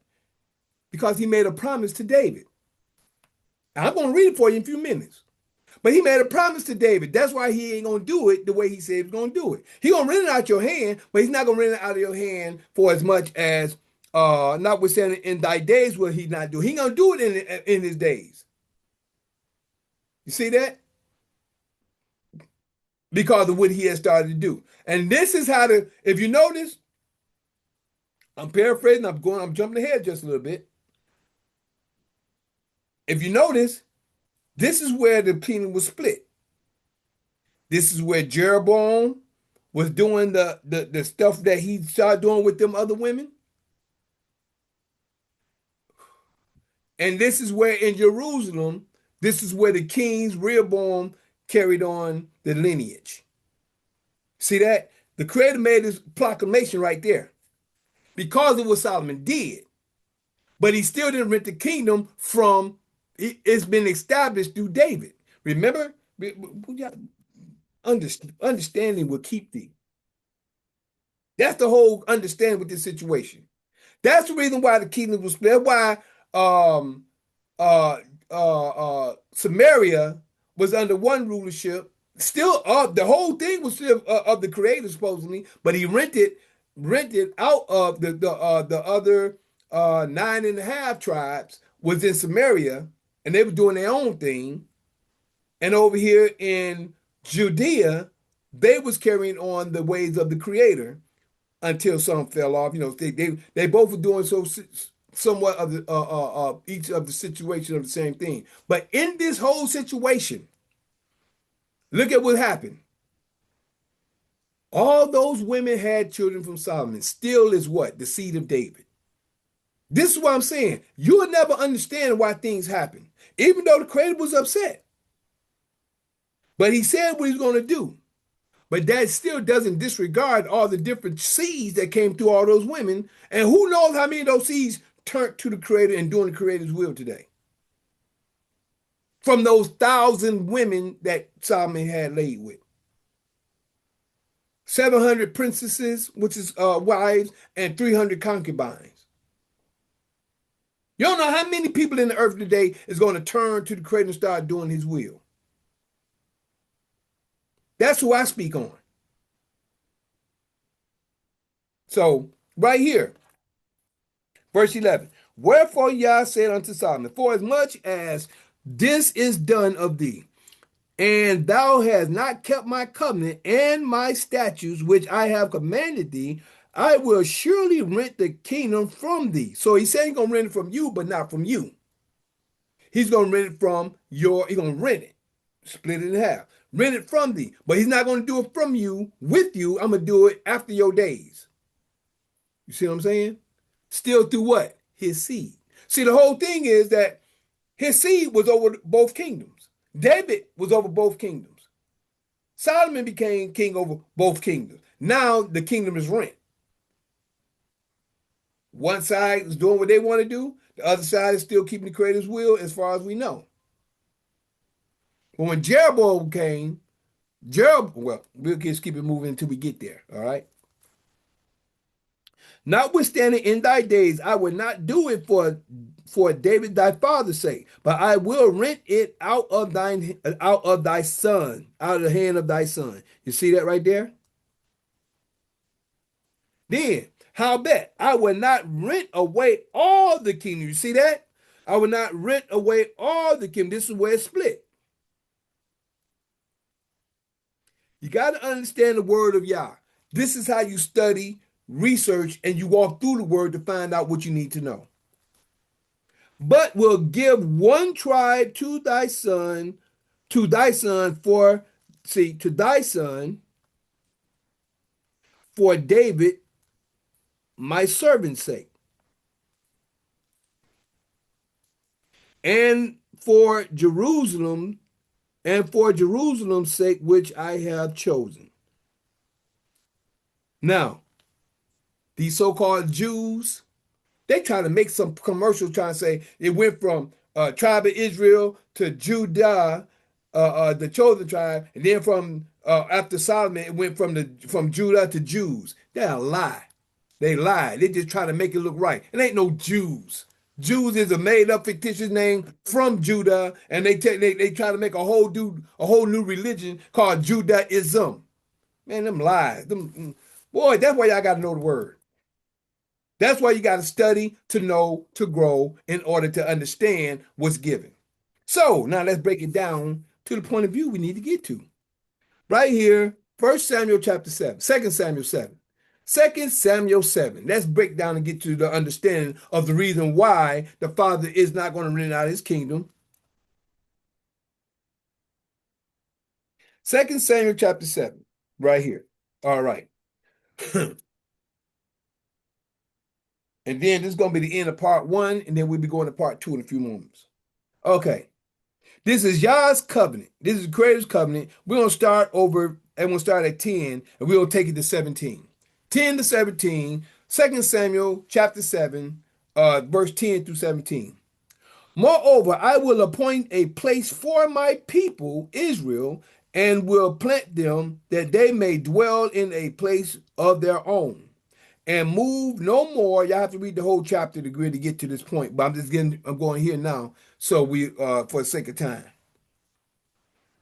And move no more, neither shall the children of wickedness afflict them any more as before time. That's when they was in the time of judges. As many times they came through, and certain things, children of wickedness kept coming through, and then they had to call on to the Creator every time the children of Israel turned from the Creator. They kept turning from the Creator, they had to call on the Creator. This is where Samson came from. This is where what's her name? Deborah came. She helped. All these different people in different time spans happened in the time of the judges, right? So now he's saying what he was going to do as before time. He's going to plant them in their own land, which is where we are at this point. And as since the time that I commanded, here we go, judges. This is the book of Judges I was just talking about, to be over my people Israel, and have caused thee to rest from all thine enemies. Also, Yah telleth thee that he will make thee a house. This is the house, and this is what Solomon built. Right here, verse 12. And when thy days be fulfilled, he's talking to David, and thou shalt keep with thy fathers. Thou will sleep with thy fathers, my bad.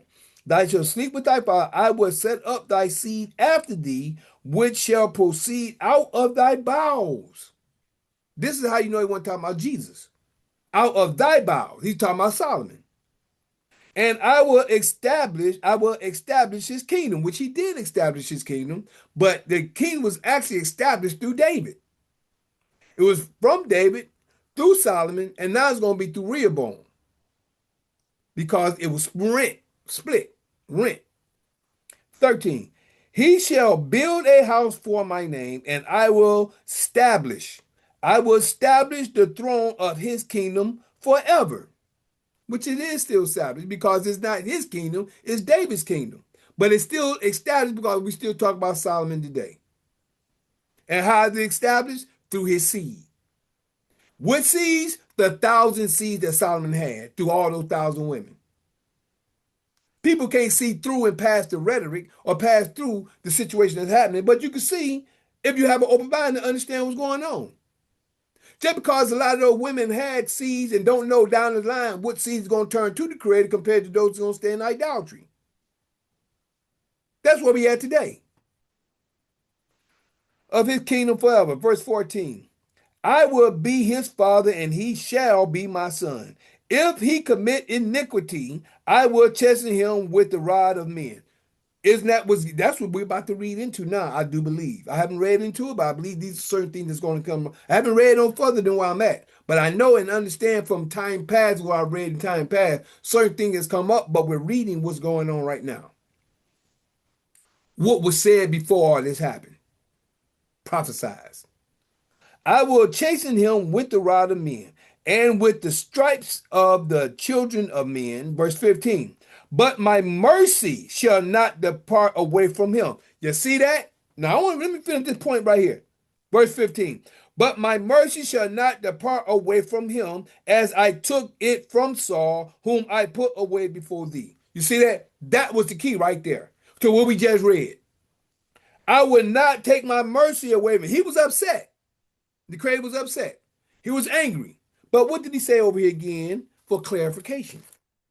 Hold on, let's get back over here to what did he say over here for clarification with verse 12?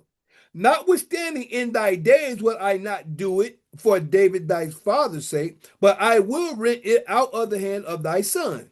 See that? Because that goes with verse 15 over here in 2 Samuel 7. But my mercy shall not depart away from him, as I took it from Saul, whom I put away before thee. And thine house and thine kingdom shall be established. You see what I'm saying? His house and his kingdom is still established today from him through Solomon, through Rehoboam, and through the seeds from that point on. Get wisdom, get knowledge, but in all thy getting, get an understanding. Why? Because understanding gonna keep you. If you know the word. That's why you gotta go here a little, there a little, go and see where the word of Yah spoke instead of where man has spoken. When you see Yah speaking, you know you can eat facts. And I don't care who they said wrote this book.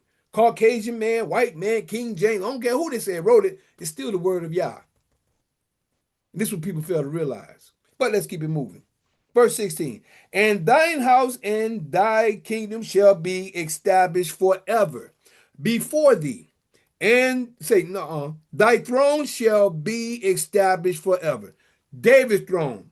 They still talking about David's throne today. It's still David's throne. What's David's throne? This earth. See, the creator is over everything, all things. The earth is the creator. The creator is the king of kings over everything and all things. And who's ever in that kingdom, they are establishing it through the creator because the creator presence is with that individual, that king, those servants, those prophets. The creator presence is upon and within them. That's what people fail to realize.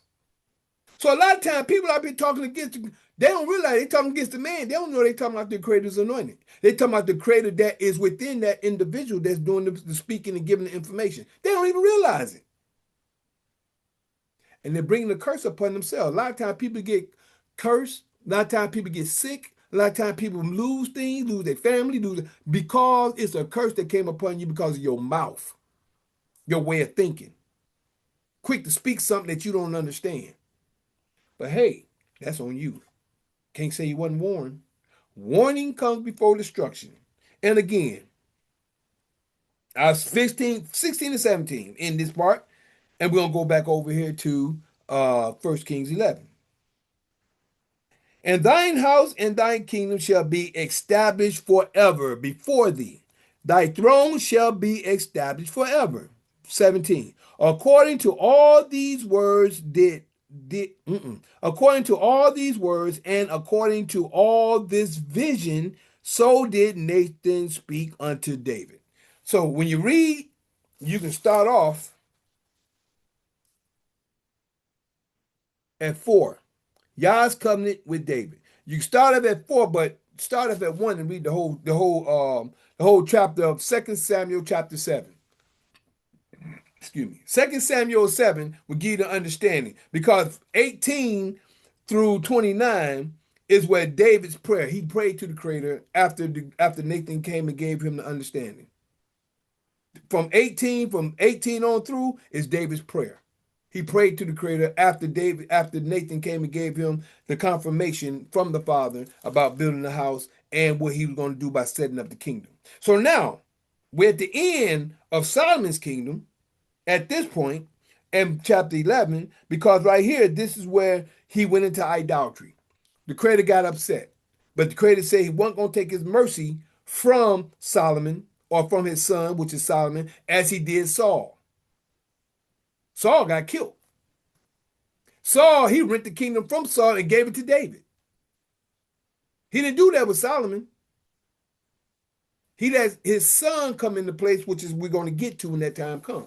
But right now, we're going to say this is the end of part one, because the adversaries of Solomon's coming next, and that's going to be in part two, starting at verse 14. But this is the end of part one, and before we go, I always got to say that I am that Mikael in Daniel chapter 12. Matter of fact, I am that Mikael in Daniel chapter 12, verses 1 to 3.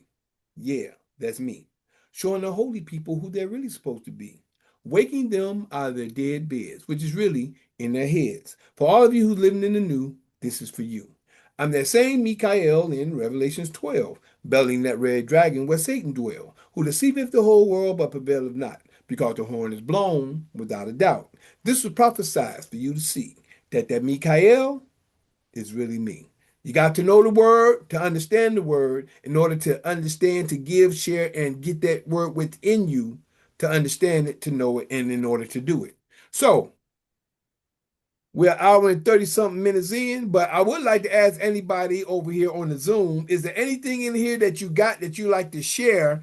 We ain't gonna make it long, we're gonna make it short because we're about an hour and 30 something minutes in. But if there's anything in here that you like to share that you got out of part one at this point in time, is there anything anybody like to share? Out of Julia, Cass, Bev, Joanne, or Brother Patrick? Invitation going once. And twice. We waiting for it. Come on in, brother Cass. What you got going? What'd you get out of the information so far of today? It's that the word apostrophe that he actually turned away. It's quite interesting what it says here. A total abandonment. He turned himself totally away because of these women. Where it say that at?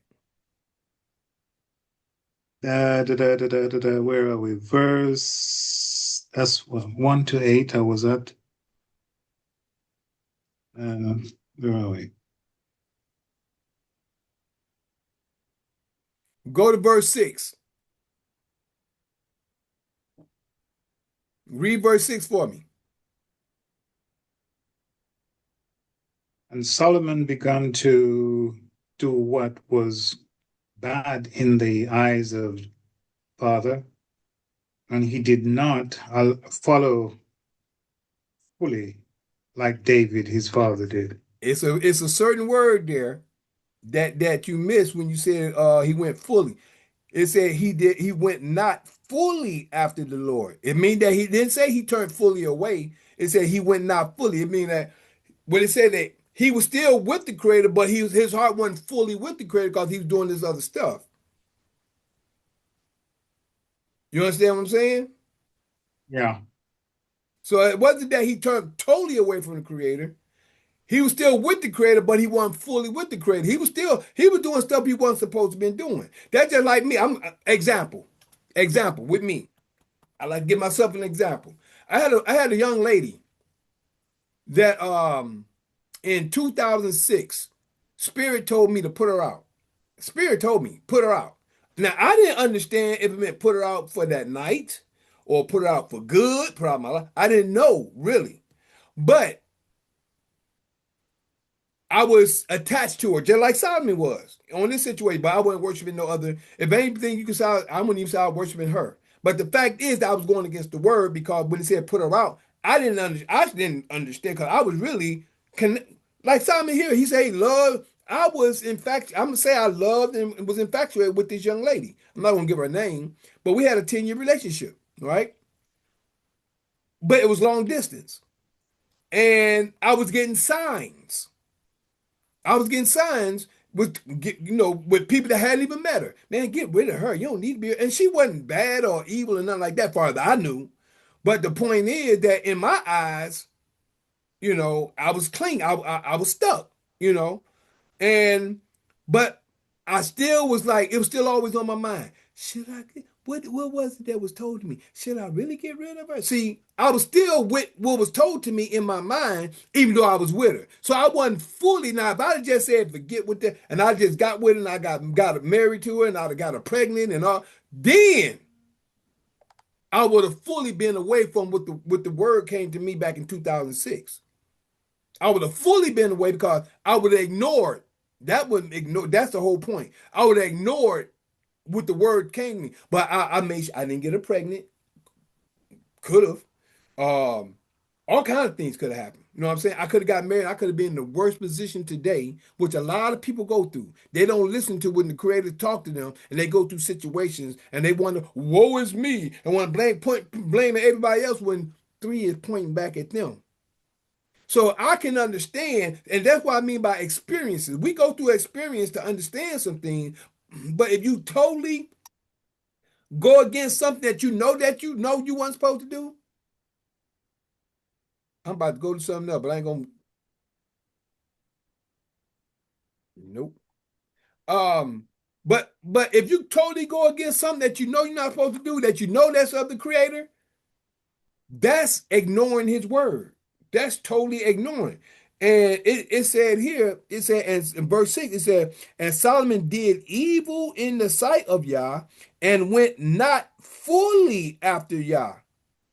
He didn't go fully after him as did David his father. Now, if you notice, when we was as we've been going through this, every time David came on the scene, David always put the father first. When Saul was here, you didn't hear David. I mean, Saul say too much about the father. He probably asked, "Well, father is in Saul, not Saul, is in Samuel. Let's seek someone of him. Let's do this and that." He asked certain questions about it, but it wasn't when David came on. David, you always talk, well, in the name of the Father, in the name of God of Israel. And then he always talked about the Creator. He always talked about until he got to the point when he saw that woman, Bathsheba, when he saw Uriah's wife over there bathing naked. She was fine to him. See, that's what I meant by your imagination. See, he done saw something he liked. Now he want to get it. Now he done forgot or just ignored the law because now his mind on something else. Now his mind on that. See, and then he didn't even get to the point to be like, I guess, sometimes you can be doing so good, you can just forget the creator. He doing so good. Oh man, tell her come on over here. Oh, they said that's Uriah's wife. Uriah. Okay, Uriah. Okay, no, he's a Hittite. He ain't supposed to be among us no way. Now I'm gonna tell you this first thing came to my mind when I first saw that. This is my thought. Oh, Uriah, oh, he a Hittite. He ain't of Israel no way. We supposed to kill all these people off. I probably can get with her. End up, got over there, and she was his mind is stuck now. Now his mind is in delusion of lust. He want to get that. She was fine to him I don't know how he see her. I don't know if she's out there on the rooftop or wherever she was at. The point is, I ain't gonna go too far in it, but the point is, he called another man's wife, no matter, and this is some people try to use the word for that's why in Jeremiah I seen where it said people Israel is wise to do evil. Mhm. Now you want to try to use the word for yourself for your own gain. So that's what happened with David. He ended up getting caught up in the situation he got caught up in. And that's why he was upset at Joab, because Joab killed him and he told him don't do it because he knew it was his fault that his son ended up in the position. See, everything is always it's always something come up behind something when you don't do something right. And I'm thankful I didn't get that young sister pregnant. I'm thankful now. I'm thankful now. I know who I got now. That little pretty lady right there, named Miss Joanne Abbott. I know she is for me. I know who I'm supposed to have. But the point is, I'm glad I didn't go so far and make that mistake. Because I even felt when it was getting time, man, you might well leave her alone, let her go. And she was clinging to me. I was like, man, this is something. I'm 17 years older than this woman. I'm like, man, there's something wrong. There's something with this situation. She was into me, but she wasn't into me like if she was, it'd be a different story because I don't think that would have happened the way it happened. But things happened the way it happened. But like I said, if the difference is fully, uh, he went not after fully after Yah as did David his father. I'm sorry about that, Cal. I kind of went on to that because I So, see if it would have no, said, that's fine. yeah, I just gotta, you know What's me, your I gotta get what into it. version of the Bible do you have there? I have the King James version. What's the what is that? That's down here it said Nelson 135 at the bottom of the back of it. King James version, Nelson 135. Yeah, because What you got? if we're gonna do this, then I have to get one that corresponds with what you're doing. Yeah. I But did was your in but yours still said fully. I heard the word fully there still. Yeah, there are certain things that I miss out there. I didn't want to say. Come on, say it. Let me hear what you got. No, no, this was a Jehovah's Witnesses Bible, so it was calling Jehovah, Jehovah. Oh, I got you. I got you. Yeah, So I but just but said, it yeah, still said and Solomon did evil in the sight of Yah and went not fully after Yah as did David his father in verse 6. this is saying fully, you see. And then I checked the word apost apostrophe. Was that apostrophe? Yeah, apostrophe. You got And apostrophe it there? was, yeah, not in there. There was a word there that came up, so I looked it up. What did it say? That's what it was saying. He willfully um, turn around or departure That's true. or rebel against the Father, basically He doing did. what he told me. Yeah. It did. He did willfully do it, but it also said he didn't fully turn from David. I mean, from Yah, and went not fully after Yah. Put it like that. He didn't fully go after the Creator like he did before. When he built that temple in 7 years, that was he was full fledged getting that done, and then it took him Mm. 13 years to get his house did. So when he did the Creators in 7 years, that means okay, that's number one. And then he did his in 13 years. Joanne, was you about to say something, baby? Miss Joe. Oh, I guess I was unmuted. Yes, you Okay. was. Oh, okay. No, I wasn't saying anything. I'm just listening. Okay. All right. But of Thank you for course, listening. the story of David, and the way he, like you said, willfully disobeyed father's laws, because he was consumed um with the idea or the um illusion of having Bathsheba, to the point where it made him delusional for a time, until father had to pull his coattail and bring him back to reality, of the way he should have handled, or the way he could have handled the whole entire situation. Um, he should not have ever gone after another man's wife. That is father's law. And he willfully disobeyed it.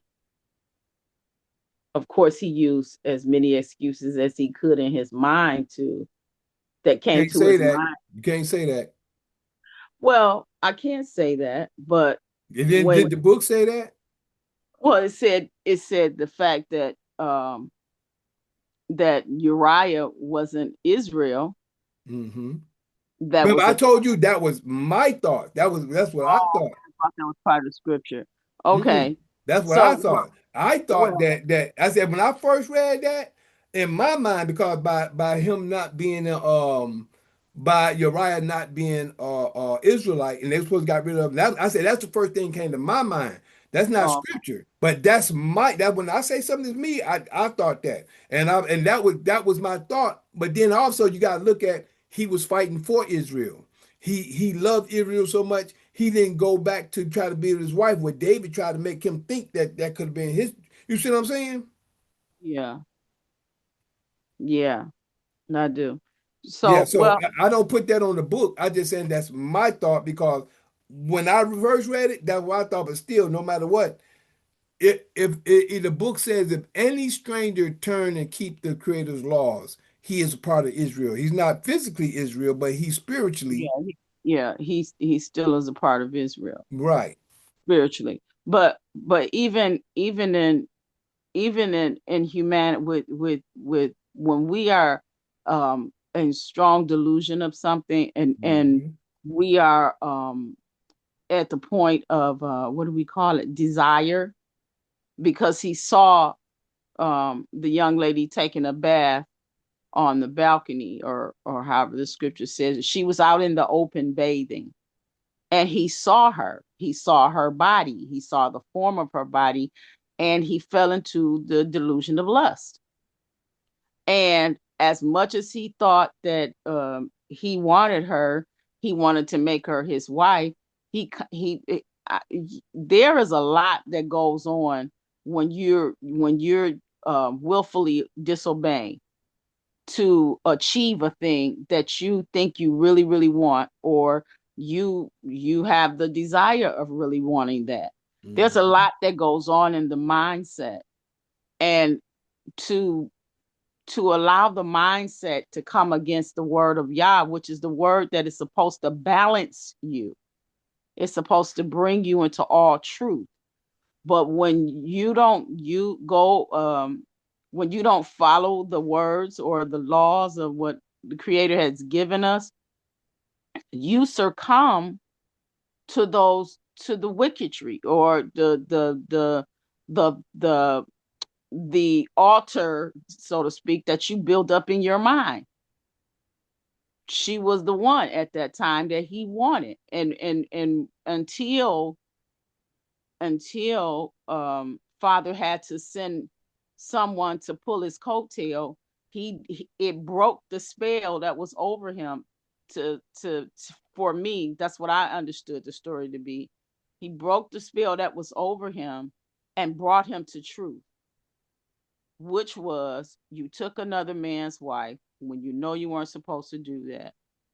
You put the man on the front line so that he could die when you know you weren't supposed to do that.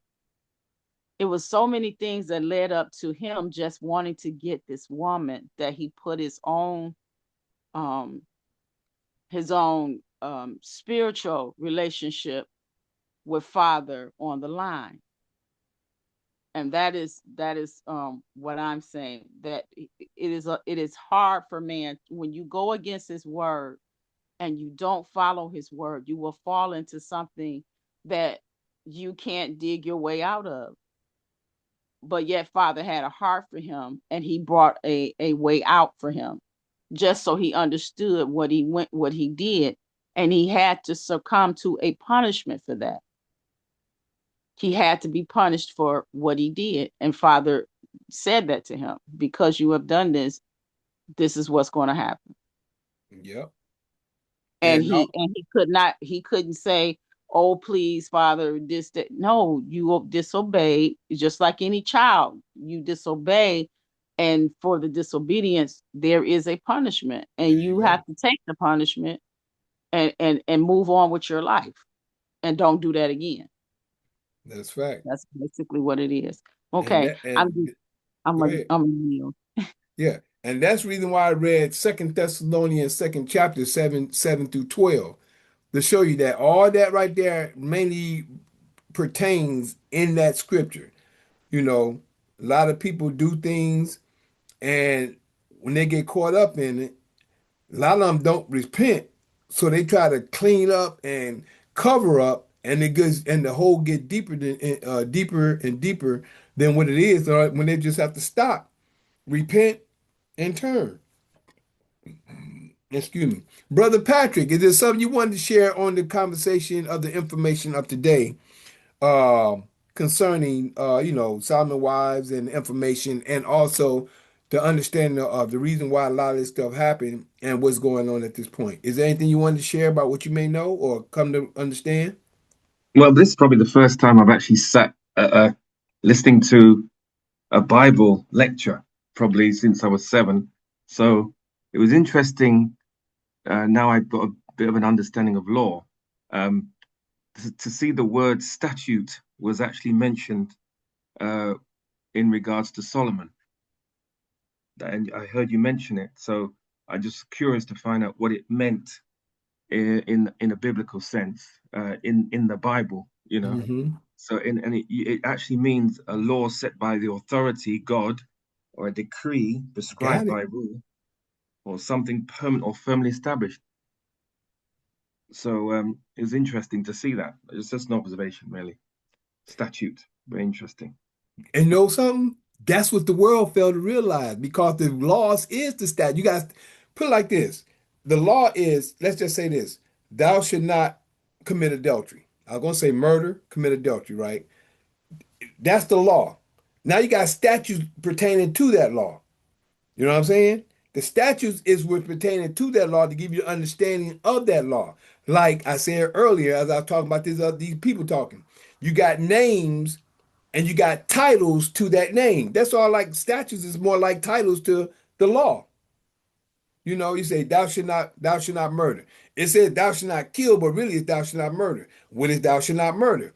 Thou should not take any life for no reason or just hypothetically saying no reason for any form reason or magic, whatever. Just saying, the whole point is thou should not murder me. You should not take a life for no cause. You should not bear false witness to take a life for this. What have you? All these different things are laws that you have statutes or titles that go to those laws that have an understanding behind them. And then you have judgments to those things if you commit something against them. That's why it says laws, statutes, and judgments. That's why it's called the commandments. Commandments all together means laws, your statutes, meaning the titles to the laws, and then the judgments too if you break those laws and statutes. This is But the it's judgment that will interesting. happen to a person. It's And, in- and, and it's just that simple, but the world think this is a religious book. No, it's mm. laws, statutes, and judgment. The the precepts of men, the Council of Nicaea, the Greek and Roman Empire gave you religion, which is what the delusion to the law. That's a delusion. Religion is delusional. See? See the two difference?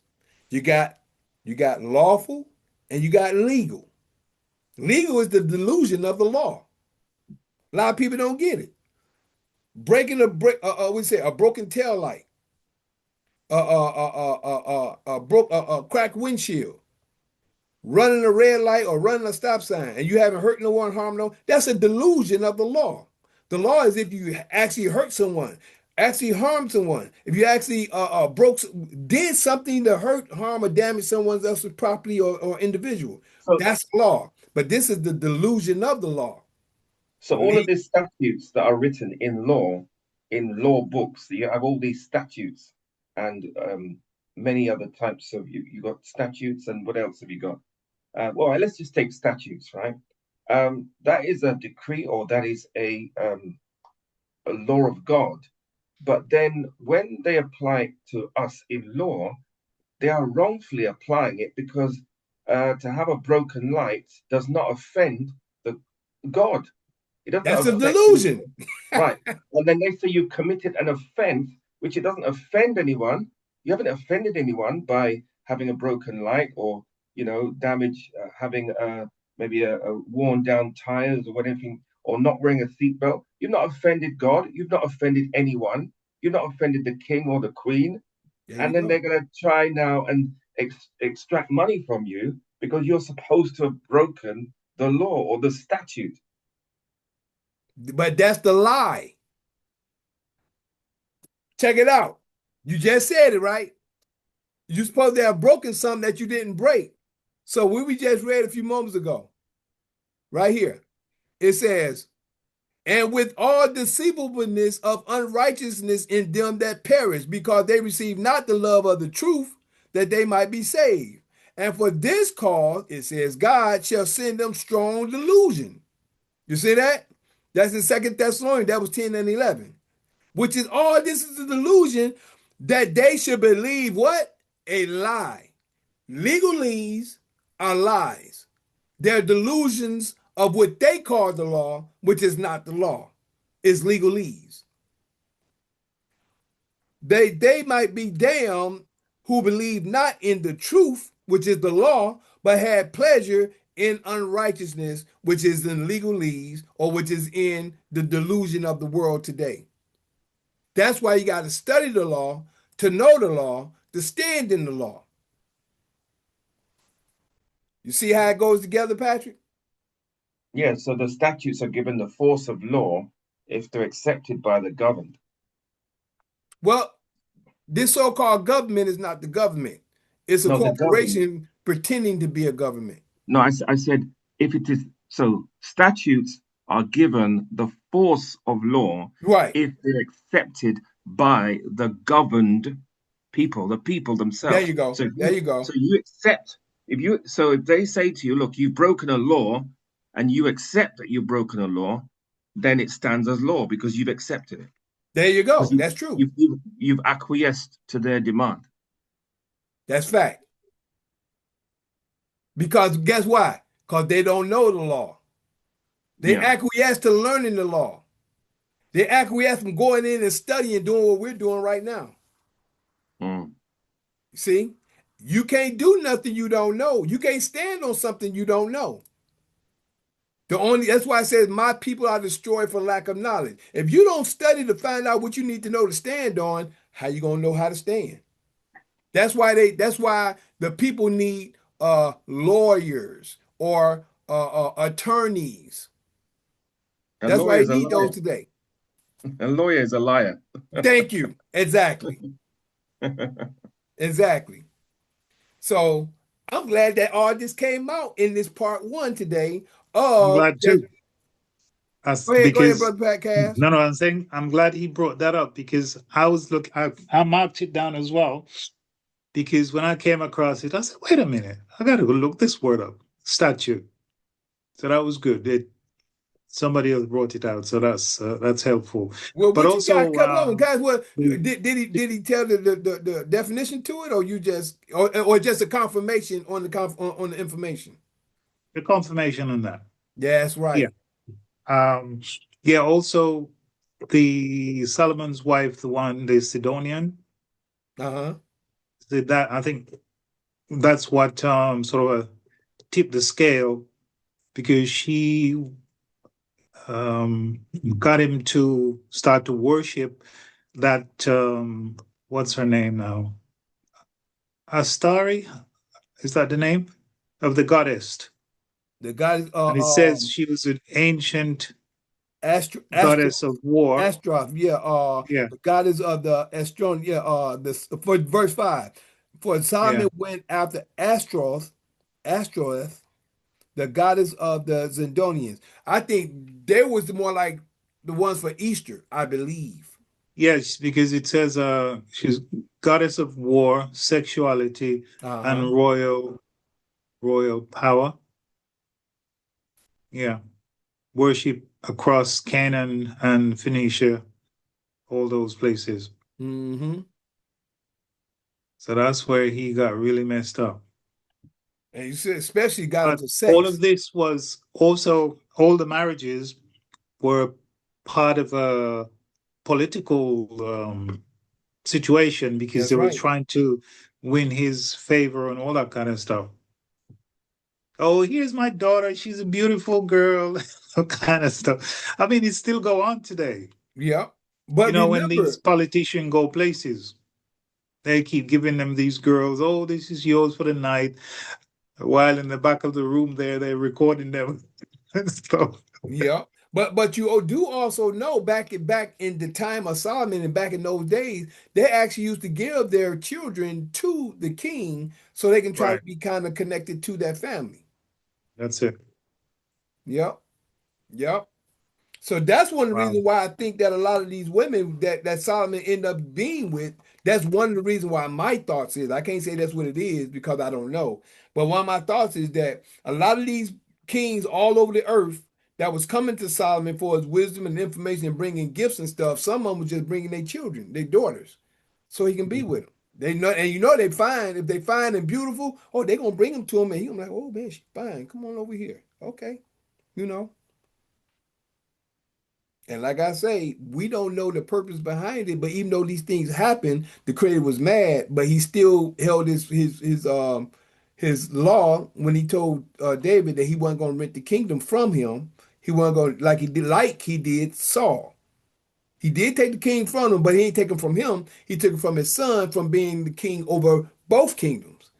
Now he rent the kingdom. One's the king over northern kingdom, which is Samaria. Then we had a kingdom over which you just got through saying right here, verse 11 through 13. Actually 9 through 13, really. So we're gonna end this right here with part one.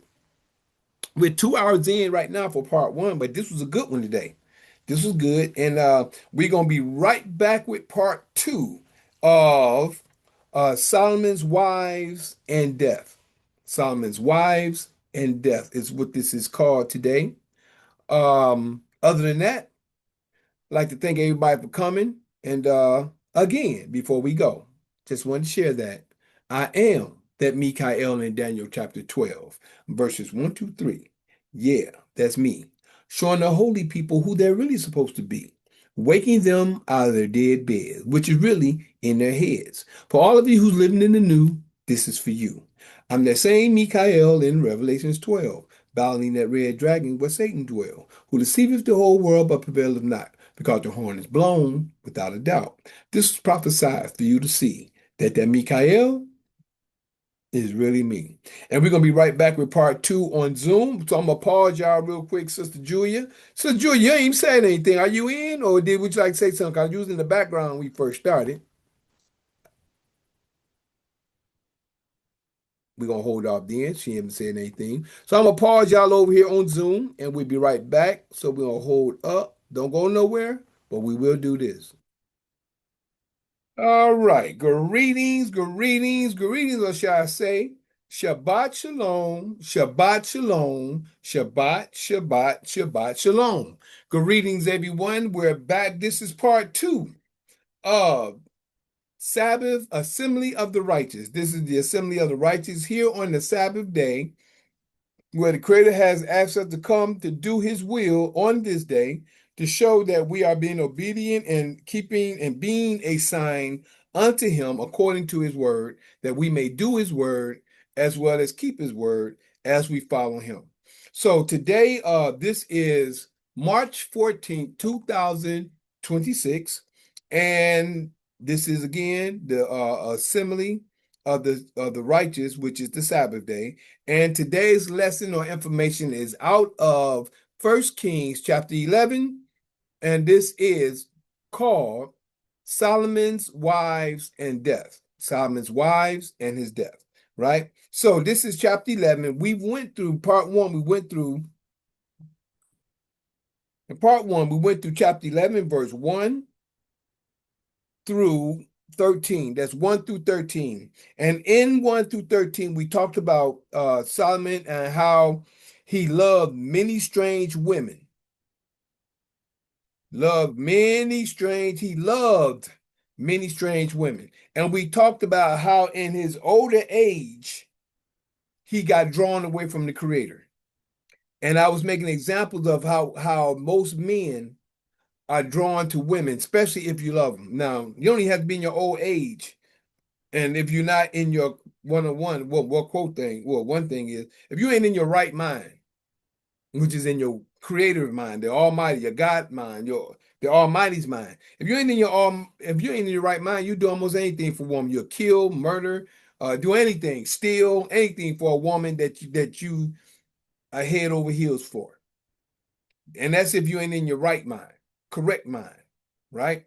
So Solomon grew old and he had so many women. And to me, and as I was sharing earlier, a woman can take your mind off the creator or off the path when you start getting when you start thinking of other things, when you start mainly if your mind isn't on the creator, because the creator is about knowledge, information, doing things that's going to the betterment for mankind, for not mankind, for the system, for the situation, you, your family, and things like that. Men are always out working hard, doing for the family, doing the things that they're supposed to do to provide for him, his wife, his children, and for the things that they need.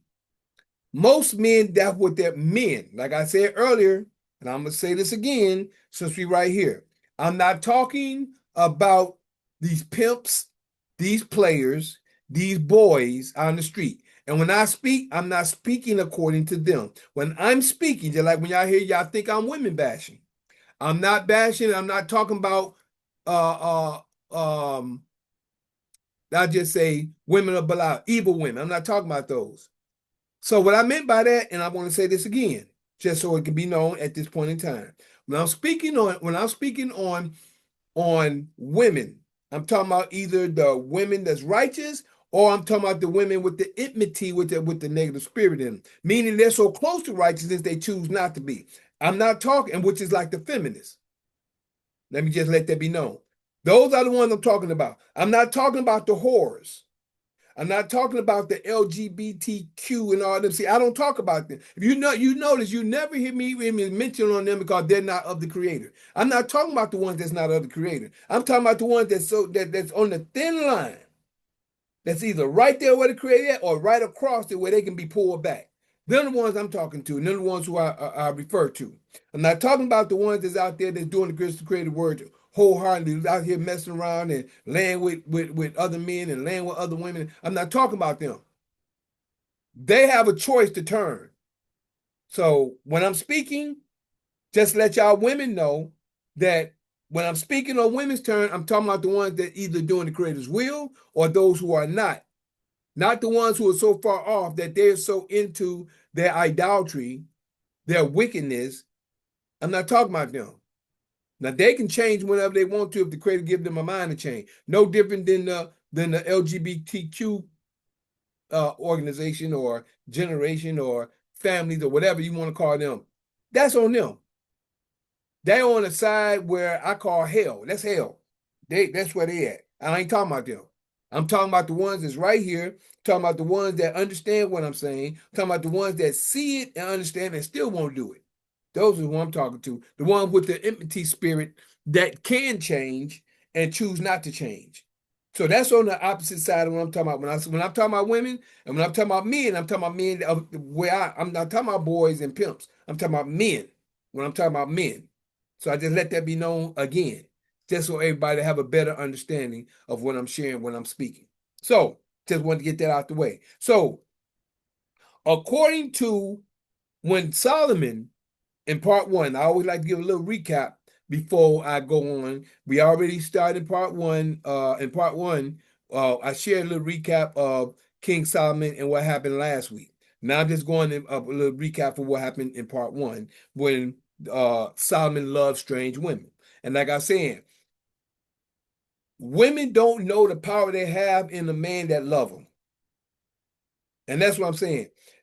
If you, and I'm not saying you, I'm not saying this, if a woman understand that when a man loves her, he would do anything. That's if he is in his right, if he's in his out of his right mind. If he's in his right man, he ain't gonna allow a woman to come between him and the creator in the first place.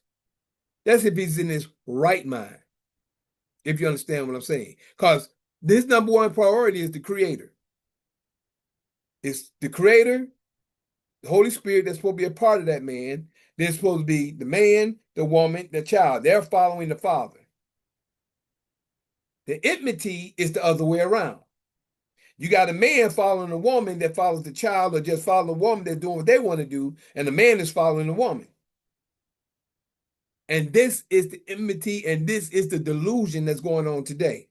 And then you got women who manipulates the man. You know who I'm talking about. I ain't talking about the ones I'm talking about the ones either with the feminine spirit or the spirit of enmity, or I'm talking about the women that's doing what they're supposed to do with their men, like I said.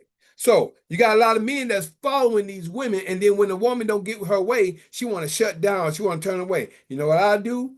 Bye. They want to turn away from the Lord of Almighty? Bye. Like my stepfather told me at one time.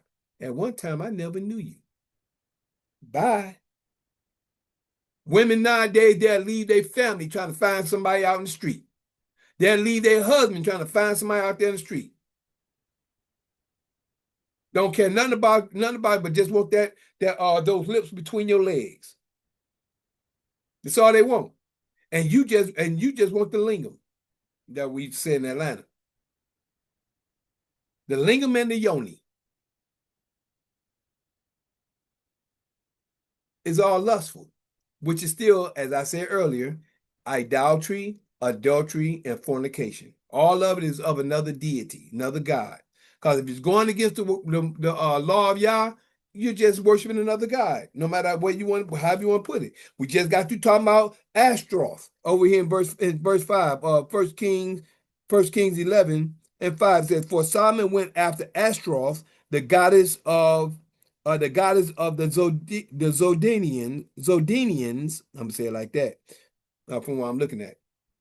And I believe that was a goddess like Easter or Estrus, which is where they got Easter from, with this fertility goddess and goddess of sex and all that. They might be having orgies and he might have been all in. They might be having orgies and all kind of stuff. Who knows? Just saying.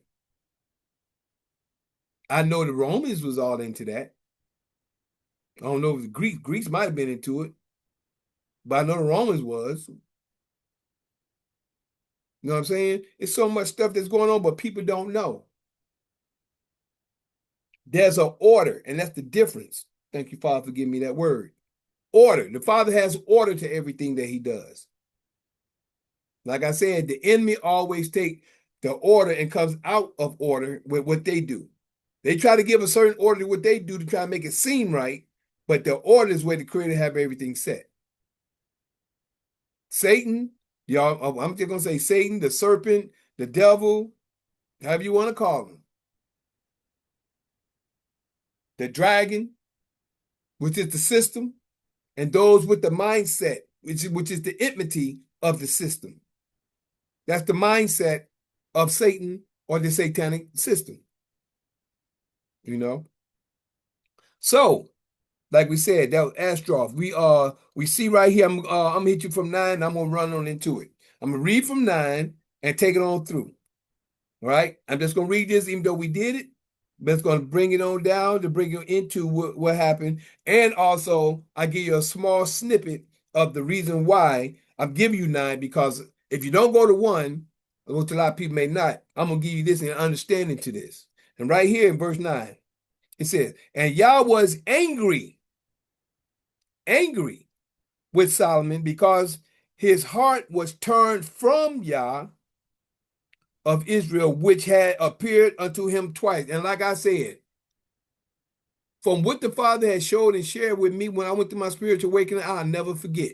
And for him to see this twice, that should be one of the first things in his mind, to be close to the Creator. 10, and had commanded him concerning this thing, that he should not go after other deities, but he should not, but he kept not that which Yah had commanded. He didn't keep what the Creator said.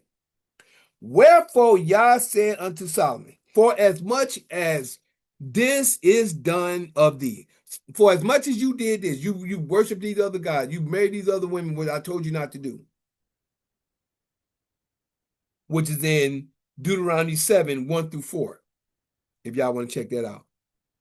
And thou hast not kept my covenant and my statutes where I have commanded thee, I will surely rent the kingdom from thee. Rent, split, rent the kingdom from thee, and I will give it to thy servant. right? He said, I'm going to give it to your servant. 12, this is your key. And I got to give this for people who ain't going to do their research because I already gave it, but I'm going to give it again. 2 Samuel 7.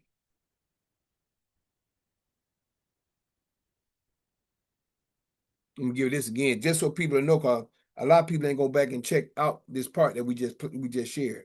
So again, notwithstanding, in thy days I will not do it for David thy father's sake, but I will rent it out of the hand of thy son. You see there?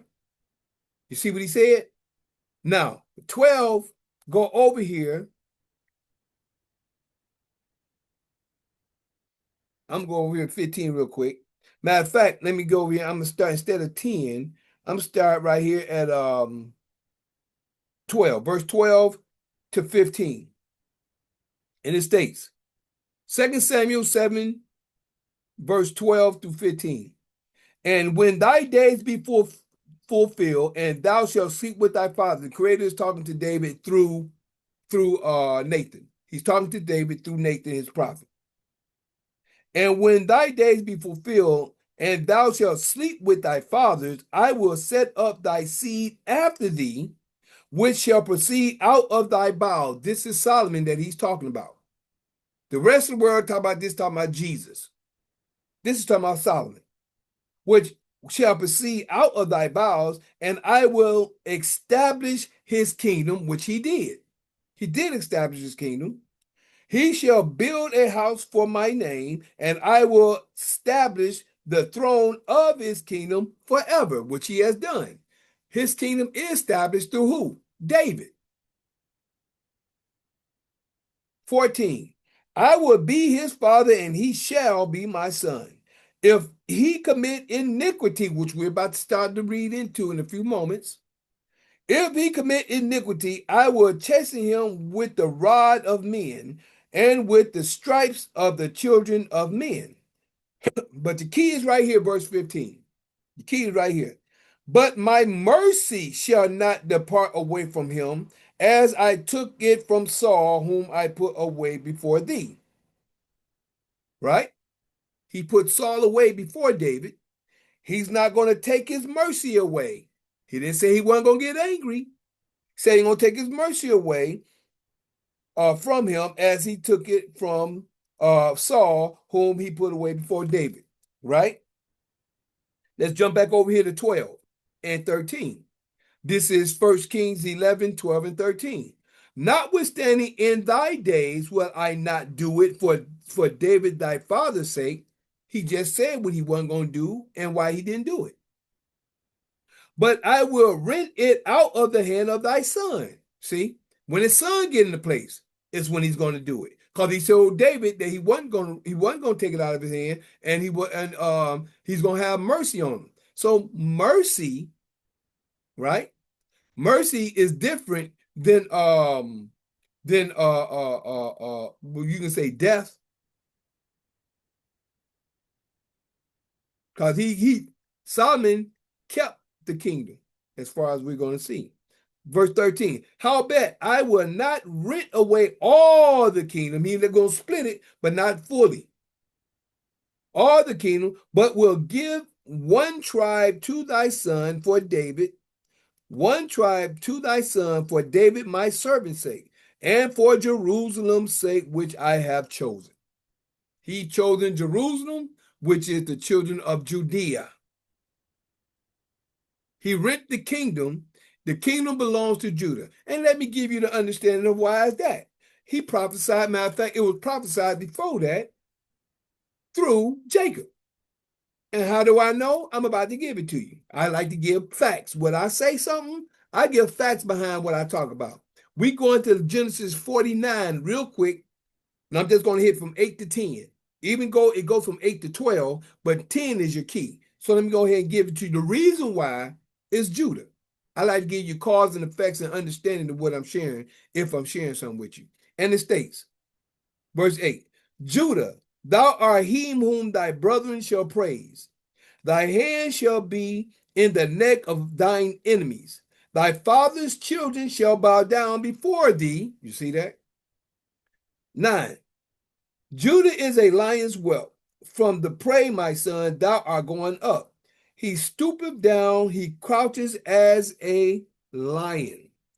And as an old lion, who shall rouse him up? But this is your key right here in verse 10. The scepter shall not depart from Judah.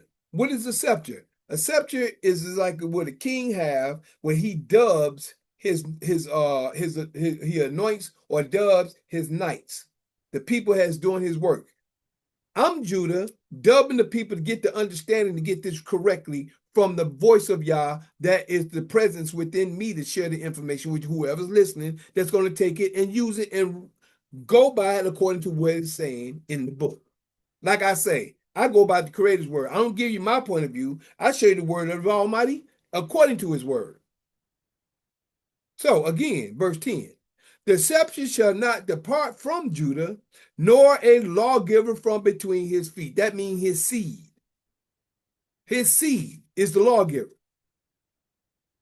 From between his feet until Shiloh come, and unto him shall the gathering of the people be.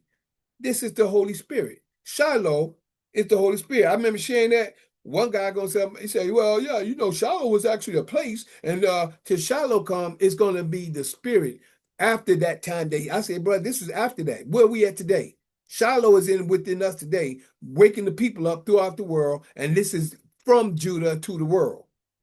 That's why the ones call themselves Jews made a religion called Judaism and trying to take the place and trying to be a counterfeit of Judah. They're trying to be counterfeit. But that's why you got to get to know the word. So now let's go back to the original point and let's move on from 13. Howbeit, I will not rid away all the kingdom, but will give one tribe to thy son for David my servant's sake, and for Jerusalem sake which I have chosen. Verse 14 and going into part 2 now. The adversaries of Solomon. And Yah stirred up an adversary unto Solomon, Hadad the Edomite. You see there? Edomite.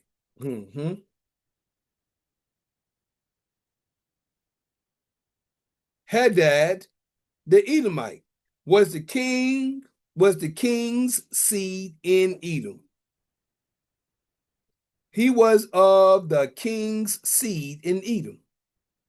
For it came to pass when David was in Edom, and Joab, the captain of the host, was going up to bury the slain after he had smitten every male in Edom. Okay. For it came to pass when David was in Edom, when David was there, and Joab, the captain of the host, was going up to bury the slain after he had smitten every male in Edom. Verse 16. For 6 months did Joab remain there with all Israel, for 6 months, until he had cut off every male in Edom. Dang. But guess what? Remember when Saul told what his name was? Goed or Geo, it was an Edomite that Saul told slay the priest of God. I'm like, man, he told him to slay the priest of the Creator. Saul was something. Saul was his own man. He didn't fear the Creator. He didn't fear the Creator to me. For it came to pass when, verse 15, when David was in Edom, and Joab, the captain of the host, was gone up to bury the slain, after he had smitten every male in Edom. For 6 months did Joab remain there with all Israel until he had cut off every male in Edom. 6 months. He was killing everybody up in there.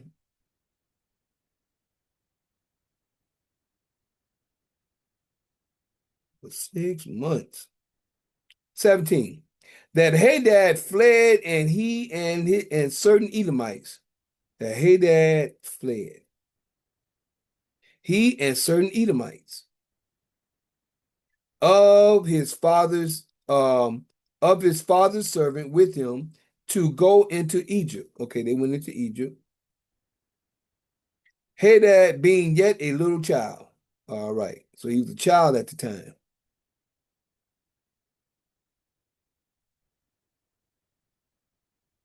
Hadad.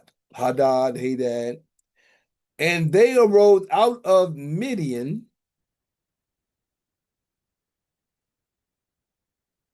and came to Paran.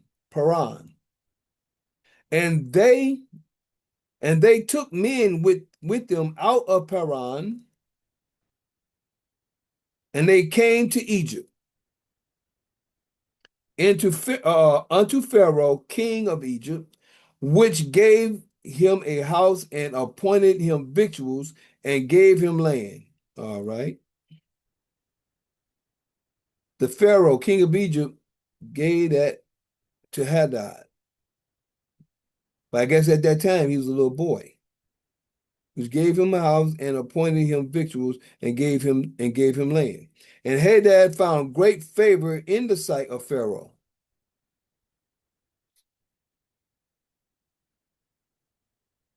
so that he gave him to wife the sister of his own wife.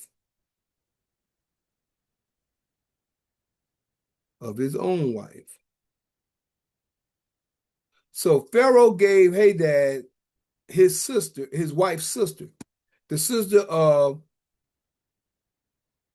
Taphenes,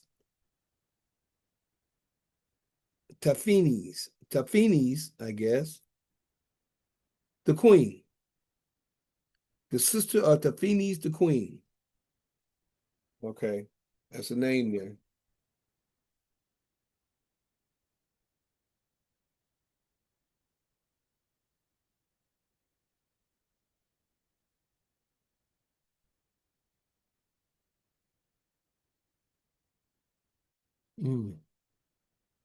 The sister of Taphenes, the queen.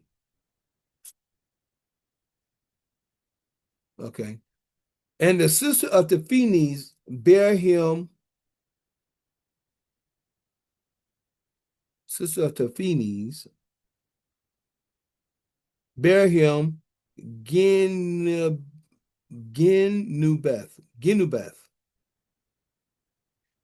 his son, whom Taphenes weaned in Pharaoh's house.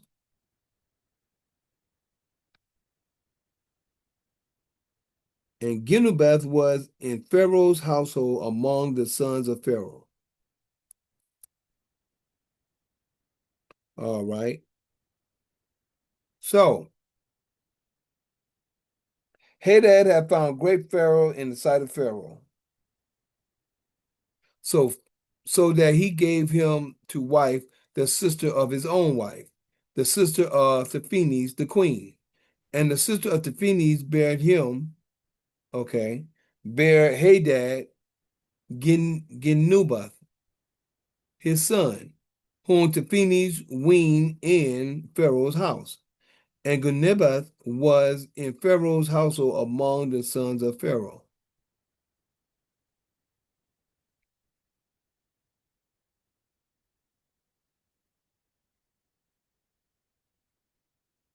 The sister of Taphenes. And the sister of Taphenes bare him, and the son who Taphenes weaned, his son who Taphenes weaned in Pharaoh's house, and Genubath was in Pharaoh's house among that sounds like Taphenes is the one who was weaning her nephew. I guess that would be her nephew. Would sound like, so anyway. And when Hadad heard in Egypt that David slept with his fathers and that Joab, the captain of the host, was dead, okay, here we go. Heard in Egypt that David slept with his fathers and that Joab, the captain of the host, was dead. Hadad said to Pharaoh, "Let me depart,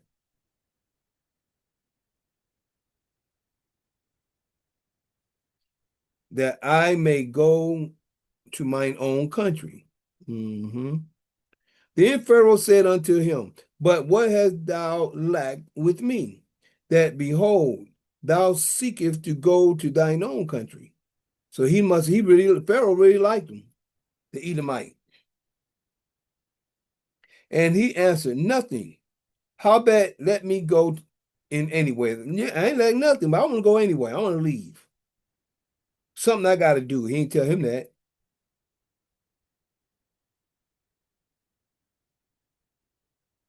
And Yah stirred him up another adversary. And Yah stirred him up another adversary, Reason. Okay. The son of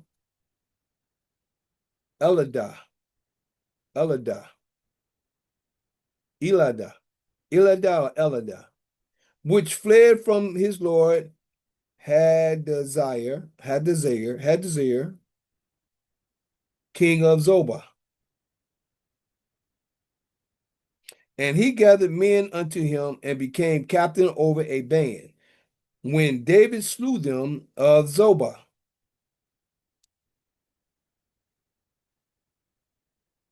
And they went to Damascus and dwelt therein and reigned in Damascus. Now, a lot of this is still going on. When you go to Isaiah chapter 7,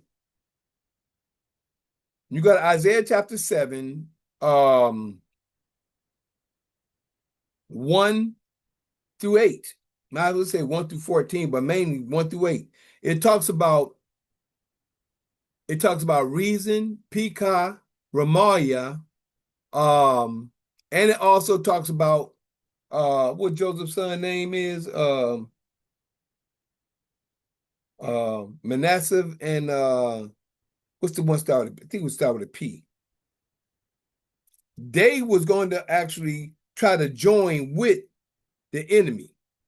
Here we go. I can give you the name real quick.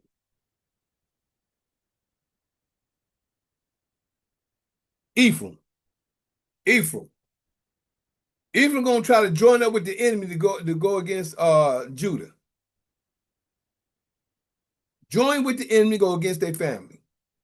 So a lot of this stuff was going on for quite some time. But we have to get there to understand that more compared to where we at right now. But like it says, and reigned in Damascus, 25. And he was an adversary to Israel.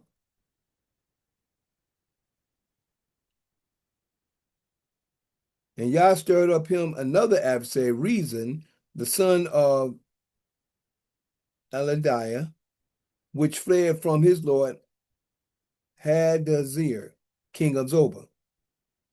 Brought back to 25. And he was an adversary to Israel all the days of Solomon, beside the mischief that Hadad did. Beside the mischief that Hadad did. Okay, so Hadad, that's one. And I think Reason, God stirred him up another adversary with Reason, Rezon. Okay, you get these names together, make sure I get.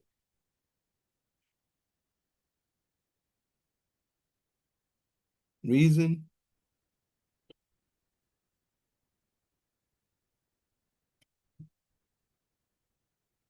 And Yah stirred up an adversary Hadad, the Edomite. Okay. Get some of these names together so we can see who is what. Hadad and Reason. Okay. Eladah, son of Eladah. All right. Verse 25 again. And he was an adversary to Israel all the days of Solomon, because besides the mischief of Hadad, that Hadad did. And he abhorred Israel,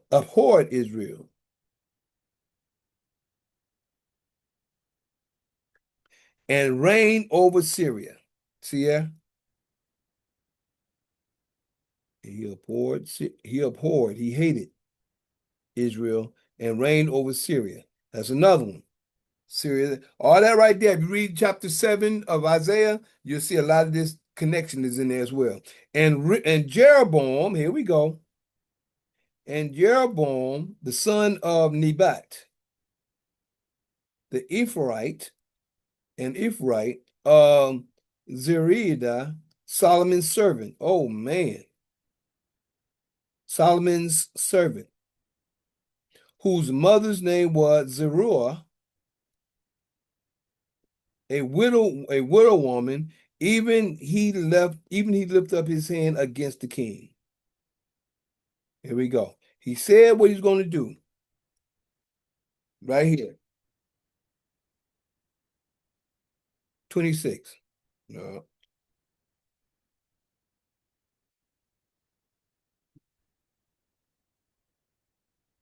And Jeroboam, first time you see his name in here, the son of Nebat, an Ephraite, Zeruiah, Solomon's servant, whose mother's name was Zeruiah, a widow woman, even lifted up his hand against the king. And this was the cause that he lifted up his hand against the king. Solomon built Milo. And this was the cause that he lifted up his hand against the king. Solomon built Milo and repaired the breaches of the city of David his father. And repaired the breaches of the city of David his father. And the man of Jeroboam was a mighty, and the man, Jeroboam was a mighty man of valor. Okay.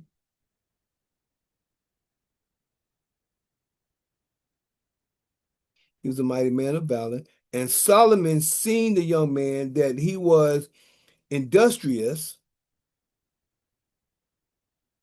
he made him ruler over all the charge of the house of Joseph.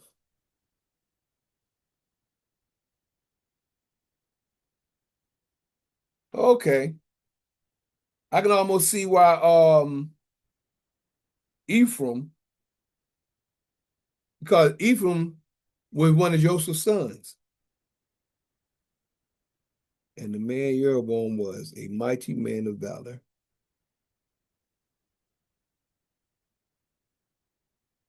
Seeing the young man that he was industrious, made him ruler over all the charge of the house of Joseph.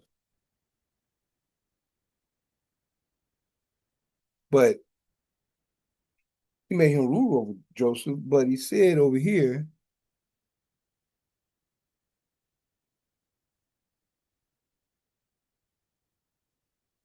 Jeroboam, the son of Nebat, the Ephraite, Zeredah, Solomon's servant, whose mother was Zeruiah, a widow woman, even lifted up his hand against the king. Verse 29. And it came to pass at that time when Jeroboam went out of Jerusalem, that the prophet, I'm saying, Ahiah, I guess that's what it is. The prophet Ahiah, Ajah, but it's supposed to be YH. The Shulamite found him in the way.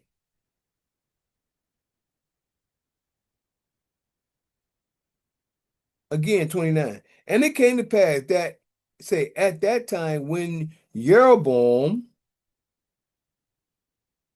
went out of Jerusalem, that the prophet Ahiah, the Shulamite, found him in the way, and he had clad himself with a new garment, and they two were alone in the field. And Ahiah caught the new garment, that was on him and rent it in 12 pieces. And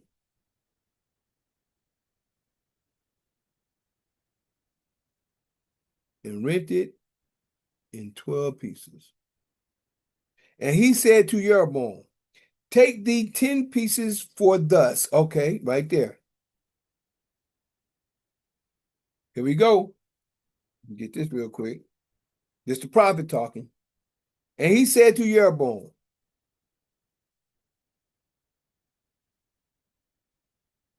take thee 10 pieces for thus for you, thus saith Yah, the father of Israel. Behold, I will rent the kingdom out of the hand of Solomon and will give 10 tribes to thee. The Creator said this.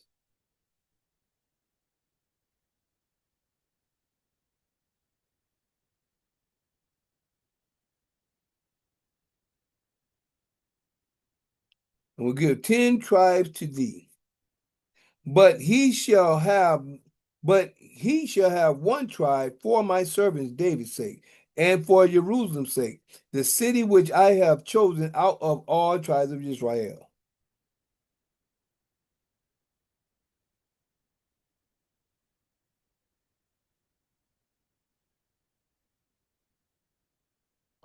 See that?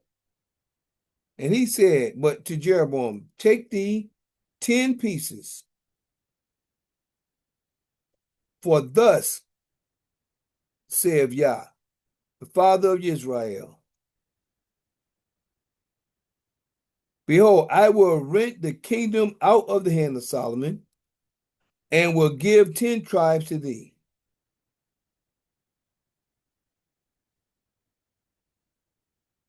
But he shall have one tribe for my servant David's sake.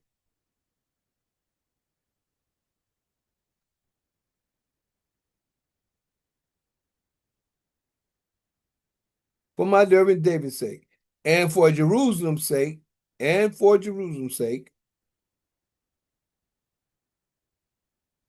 the city which I have chosen out of all tribes of Israel. You know that? Creator was upset. Milo, whatever Milo or Milo was.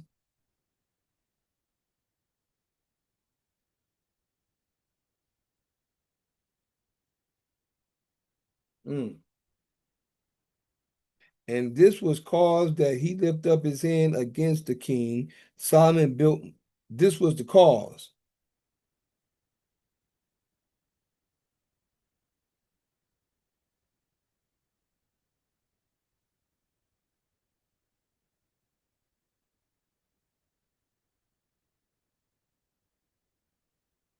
That he lifted up his hand against the king. Solomon built Milo, Millo.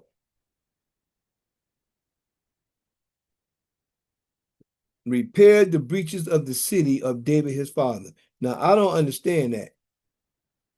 I don't know why. I don't know if that was because of Jeroboam or if it was because Solomon did it. I don't know. That's something you have to look into. 29. No, I'm sorry. We down here at 31 to 33. 31 again. And he said to Jeroboam, take thee 10 pieces, for thus saith Yah, the father of Israel. Behold, I will rent the kingdom out of the hand of Solomon, and will give 10 tribes to thee. But he shall have one tribe for my servant David's sake, and for Jerusalem's sake, the city which I have chosen out of all tribes of Israel. I just read to you also that Judea is the key. Now, some people would probably start saying at this point right here is where Jews come about. But there is no Jew because the tribe of Judah is who it's talking about. That's all a lie. Man, I mean, they try to come up with their commercial kind of thumbs on, oh, man. Yeah. Verse 33, because that they have forsaken me and have worshipped Ashtaroth. There you go. Because the Father always give a cause and effect. I keep telling people there's no such thing as no unconditional love. That's a lie. Unconditional love is a lie. Because that they have forsaken me, number one, that we say he's jealous, and have worshipped Ashtaroth, the goddess of the Zidonians,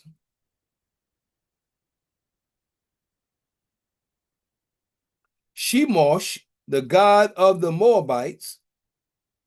See this?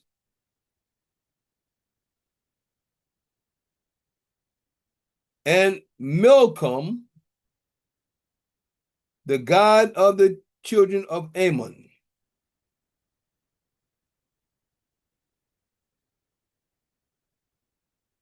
And have not walked in my ways to do that which is right in mine eyes, and to keep my statutes,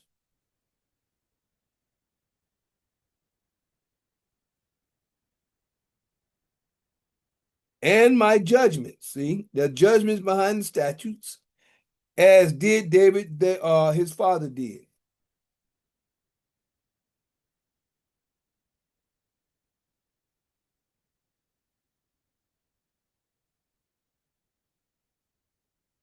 Because that they have forsaken me and have worshipped Ashtaroth, all these different deities.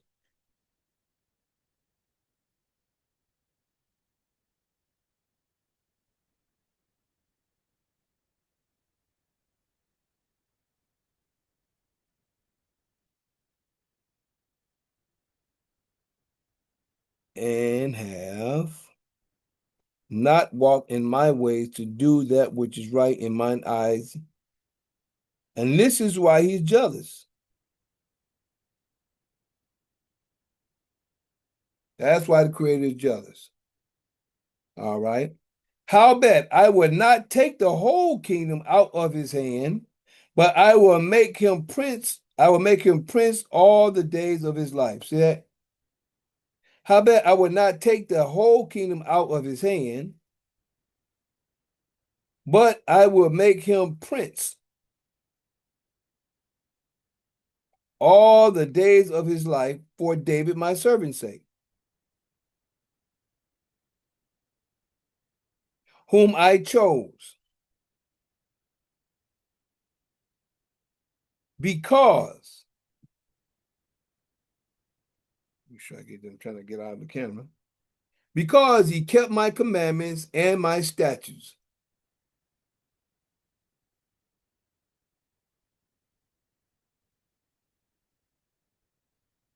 But I will take the kingdom out of his son's hand and will give it unto thee, even 10 tribes. And unto his son will I give one tribe, that unto his son will I give one tribe, that David my servant may have a light always. See that?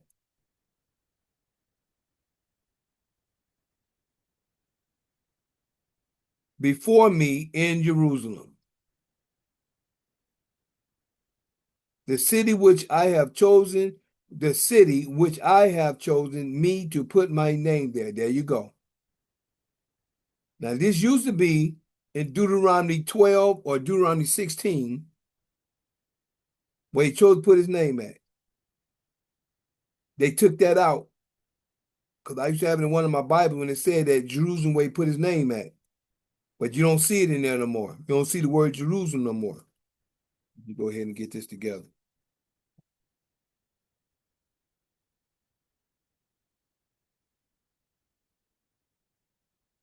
Howbeit, I will not take the whole kingdom out of his hand, but will make him prince all the days of his life for my servant. And this is what I meant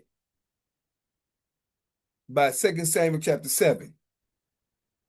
Because he kept my commandments.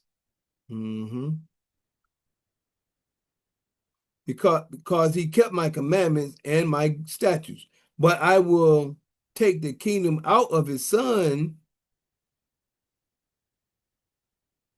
and will give it unto thee, even 10 tribes. And his son will I give one tribe,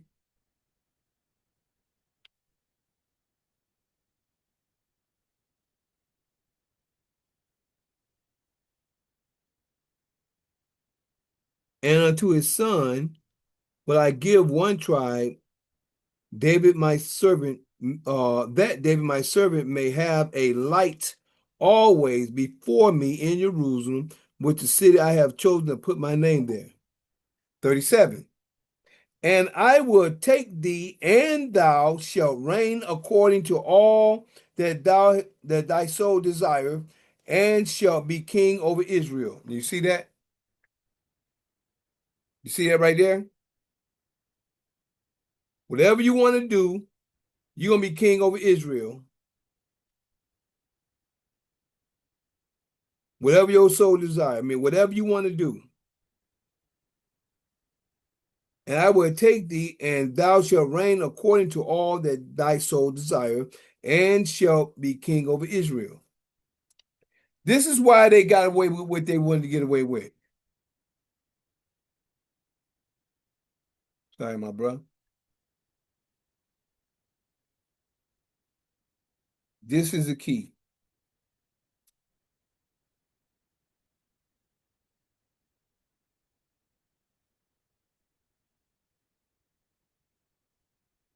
And I will take thee, and thou shalt do according to all thy soul desire, and be king over Israel. And it shall be, if thou wilt hearken unto all that I command thee, okay?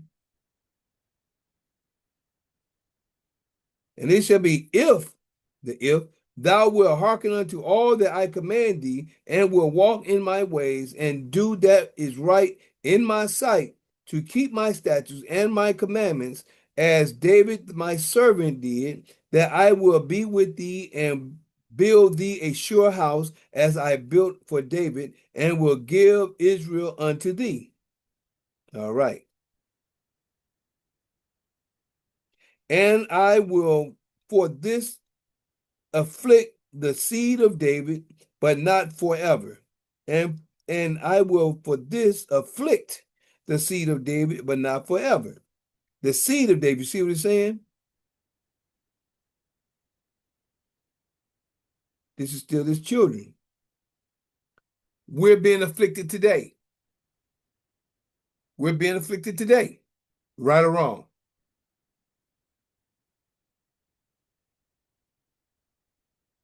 Get this. And I will for this afflict the seed of David, but not forever.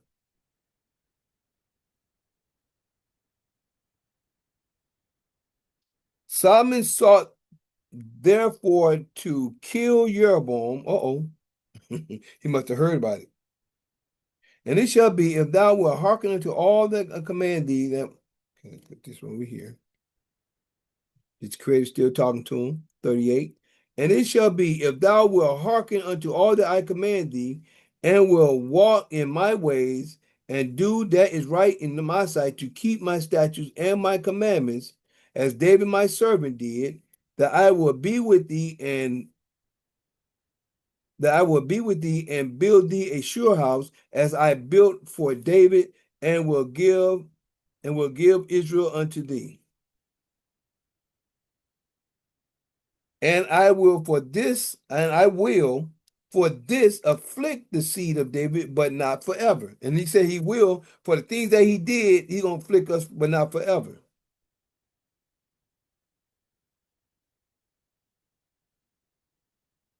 Solomon sought therefore to kill Jeroboam, and Jeroboam arose and fled into Egypt unto Shishak, king of Egypt, and was in Egypt until the death of Solomon. So Jeroboam, he got up, he left. Mm-mm.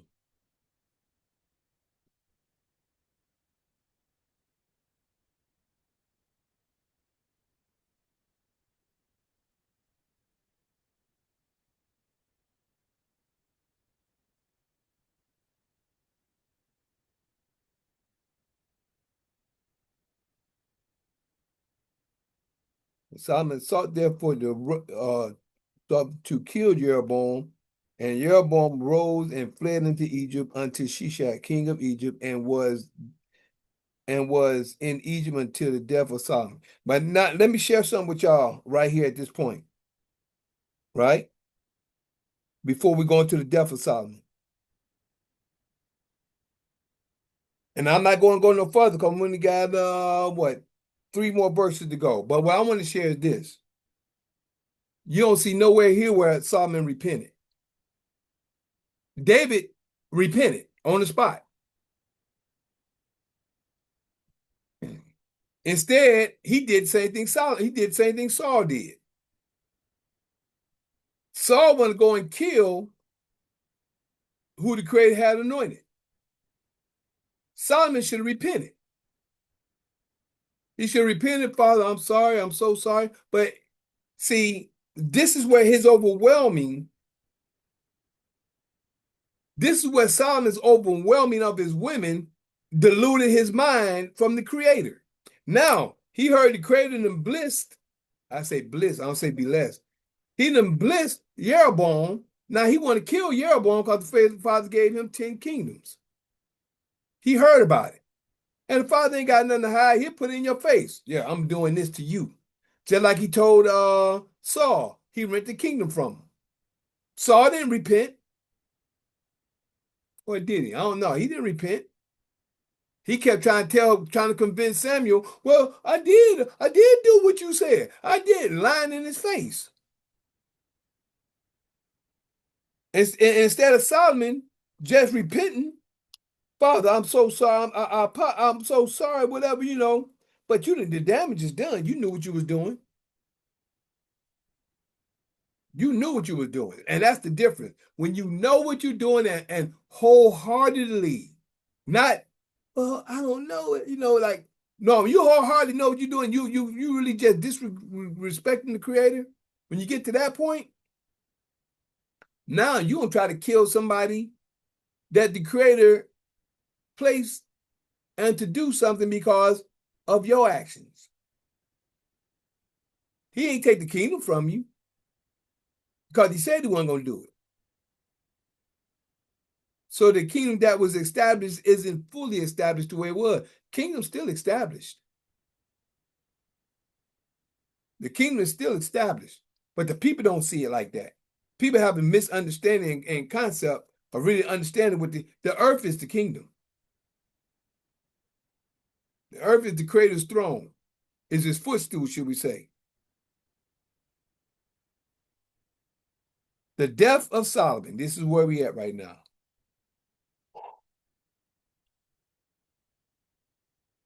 "41. And the rest of the acts of Solomon and all that he did and his wisdom, are they not written in the book of the acts of Solomon?" 42. And the time that Solomon reigned in Jerusalem over all Israel was 40 years. Over all Israel was 40 years. And Solomon slept with his fathers and was buried in the city of David, his father, and Rehoboam, his son, reigned in his stead. See, Rehoboam reigned in his stead right there.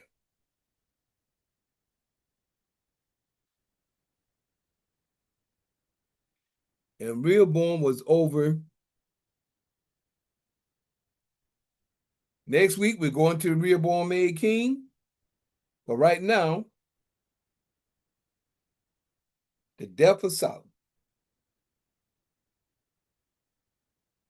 41. And the rest of the acts of Solomon and all that he did and his wisdom,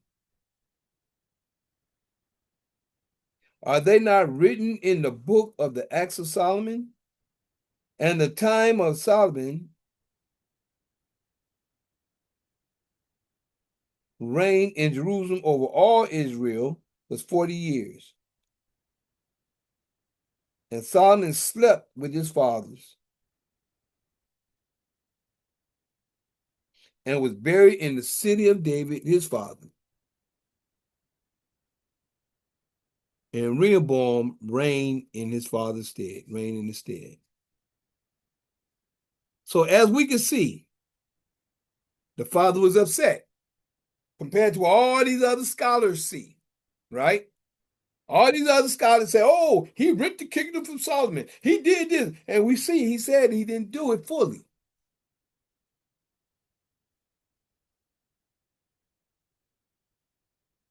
As we can see, he didn't do it fully. Nope.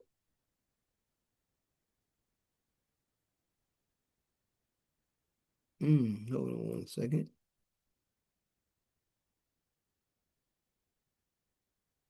Nope. I'm sorry, y'all. They ain't let Miss Joe in. Miss Joe trying to get back in. So other than that, when you look at the story for what it is and what it say, a lot of people say, oh, he did this to Solomon. He did that. He did that. That's why Jesus came. That's why this. He just told you how it happened. And a lot of people read over it and see what they want to see in the scriptures, and it don't say half of what they saying. Not even half of it.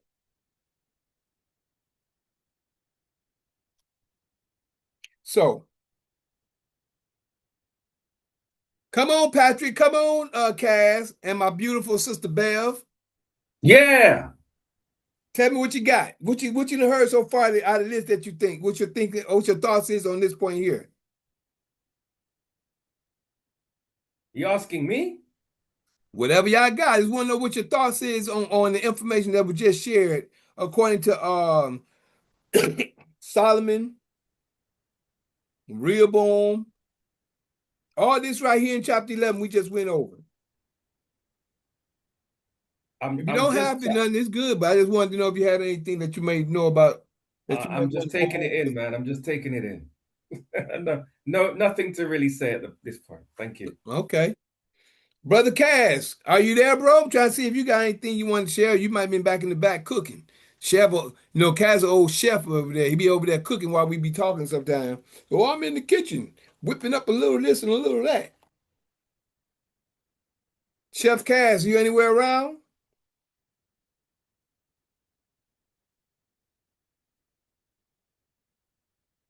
I guess if you're not, we're gonna go ahead and get ready to close it on out. But other than that, I just wanted to share while we're here.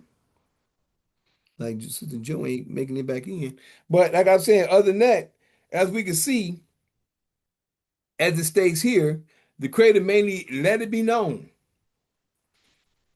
Yes, he was upset with Solomon because Solomon started to do things he wasn't supposed to do. He did, as he got in his older age, he did things he wasn't supposed to do.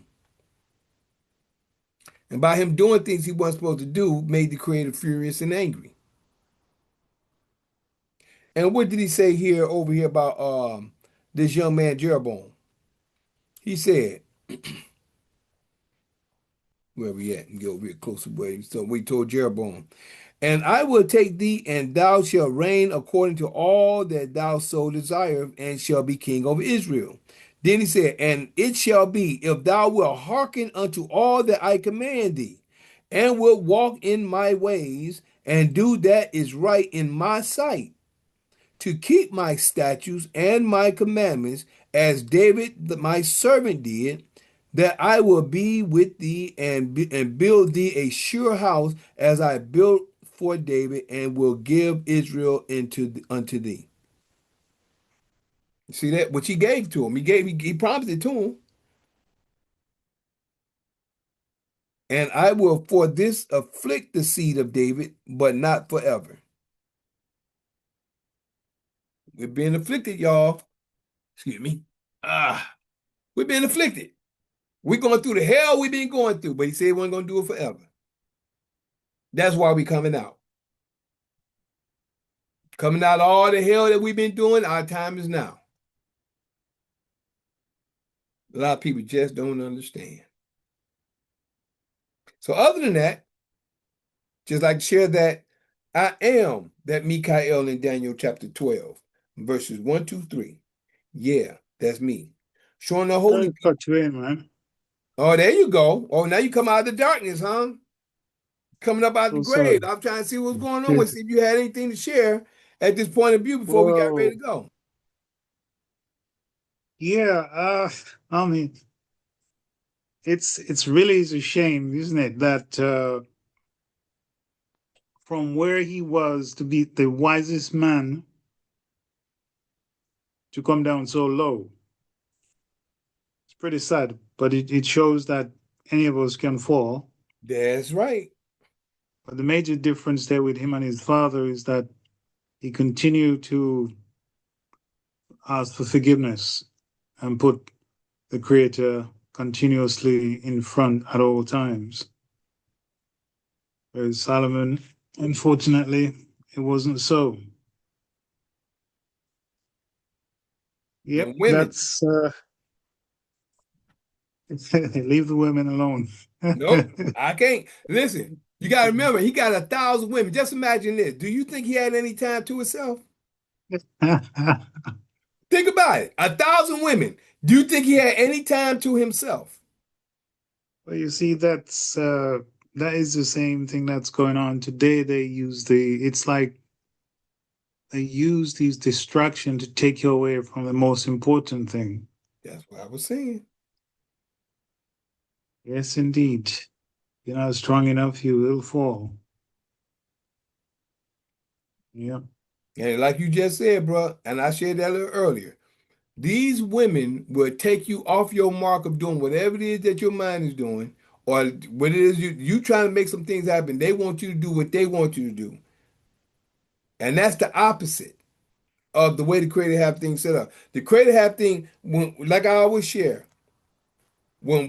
as we grow up, no different. I shared it last week. The Father created His kingdom, which is the earth. He created it, put everything together, put animals and everything on it. Now what did He do? He had a man to come and do what? Till the land, take care of the earth. Now it's just like a father taking his child, bringing him into the business, and the child is learning the family business on how to take care of everything in the family business.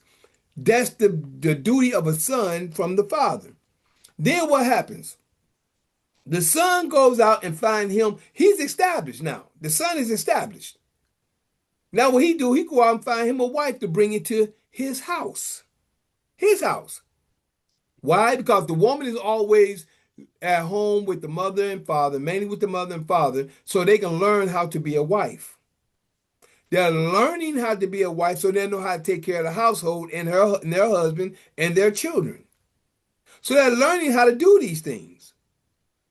By the time they learn how to be a wife, how to be a mother, and take care of the household and the children and the things around the household, now the man can go to a woman's father and mother, and that father and mother can give that daughter to that man. That man can bring him into his house, and he can cleave unto that woman where they can be husband and wife. When now she take care of the household, he's still doing what he's doing to take care of everything that needs to be. And then when they have children, she teach the daughter to do the exact same thing as the man teach the son to come out and take care of his house. So when he go and get him a daughter, or shall I say a wife, he bring her into his house, and that's how the cycle continues. But today, what we got today? We got the enmity. We got the system. The system is the Okay. God over the woman now. What And the one man is bowing, getting on one knee to bow to her, to the system, to be over them. point of interest? Say again, Patrick. Point of interest. I just wanted to say as well that there are other things that are used as a distraction to the man as well, That's such true. as what they call the media. And I found out quite some time back about why they pay these football players, basketball players, and athletes, etc., so much money. It's Hmm. just to distract us from what we're really supposed to do. That's right. That's why they're getting these hundreds of millions of dollars. A boxer can get a $10 million for a fight. Where's a justifiable reason for $10 million for just for fighting or for knocking a ball around? It's because they want us distracted from this right here. That's right. Our our claim to the land, basically. I'll leave it That's there. it. Thank And to add with your conversation on that, Patrick, Guess where they get that money from? Their own account. That millions and all that money that's coming, when they go and sign their name and put their information on Oh, there, it's coming from wow, their account. wow, wow, wow, wow. Sorry. Ain't that something? Yeah, yeah, yeah. I know, I Oh know. gosh. You know, that goes back to Queen Mother. You remember when she was Exactly. Come on telling with her, it. you've never been paid for your entire time that you've been working. My goodness, isn't that something? Bring it on now, Cass. Bring it on now. See about how much you remember. But I'm, I'm you glad you know, remember that point. Come on with it. that just came to mind. I had a friend when I was in Germany. Hope nobody hears this, so I'm not going to call no name. However, he was signed to the drafted in the military, Mm-hmm. and somehow they overlooked his medical. So once he was there, he had to go for another checkup because he wasn't performing too well. They found out that he's got a bad heart. He only got 6 months to live. Mm. Yeah. And I cannot remember fully if he met the girl after he came out or while he was in there. But anyway, this German girl he met, she turned the whole thing around. Every morning she was going to the bushes, picking the herbs. That man lived for over 16, 17, over 20 years. Mm-hmm. Yeah. Until what killed him? A woman turned him away. A younger girl See? turned him See? away, right? And he started to drink. Now, he was also an elder of the congregation, Mm-hmm. and eventually he died. Oh my goodness me. Isn't that something? Can't you see the story? Yep, yep, yep, yep, yep.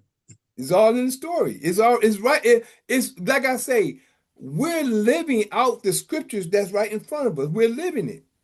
We can't see it until we go through it and start reading it, getting an understanding behind it, to get an understanding that we live in the scriptures. We just have to decode it as we're reading it. And to understand now when it says that we should be bondsmen and bondswomen, the bond is the paperwork. Mm. And like you just said, about when Queen Mother shared the information with us on the information we had our last class, the men is more important in the world than a lot of people know. And the system has put the women over the men because they want to be in control, just like in the garden. When the creator said that I'm gonna put enmity between the woman, thou and the woman and her seed, the enmity is a spirit. And it's an enmity of confusion. The confusion is that the women seed is of the man. The women and men, because it said this, I should call you woman. The enmity is those that's the feminists, the ones who is out there in the world doing what they want to do. They are the feminists. They are the ones who are against the creator's word, might as well say. They're against the creator. The women are with the men. The women seed is the women that has seed from the man, compared to the enmity, which is these women that have seed and don't have a man around. They gonna do what they want to do. They gonna do what they want to do and teach their children the way they want to teach them. That's why we got a lot of these little boys acting like women out here today. They had one. I was looking at one Instagram when this woman said, "I don't need no man. I could raise my boys myself." And she just walking, they walk like this, and they doing that bump, they're bumping, they bump, bump, bump, bump, look like gays, like gays, like gays. I mean, one boy, he was bump. You would think he was a girl, but going up and down like that. I'm like, man, this is sad. Telling she don't need no man to help raise her sons, and she had three boys. I'm like, man, this was sad. But the whole thing is, this is where the world has come to because they're listening to what Eve did. Eve listened to the serpent, which is the system, and the serpent, which is the system, and the spirit in her mind. She chose to think, well, oh, this make me wise and this and that and this and that, and she wanted to be wiser than her husband. Her husband told her what not to do. She went against what her husband said. which is what the Creator said. No different than let's just say I'm the husband. I'm getting what the Creator said here, not you, but for the women, I'm talking to the women according to what the Creator said. But they want to go against what the Creator said according to the book and go against what you're saying and do what you want to do. Hey, see it for what it is. See it for what it is. A lot of people don't want to accept the facts of the truth, but the truth is always there in front of people's face if they want to accept it or reject it. They can't blame nobody but themselves. But there we go. We got it. And Patrick, I'm glad you're getting a better understanding since where we at compared to all the stuff that we have been told all our lives. We've been told stuff all our life. That don't mean that what was told to us was true.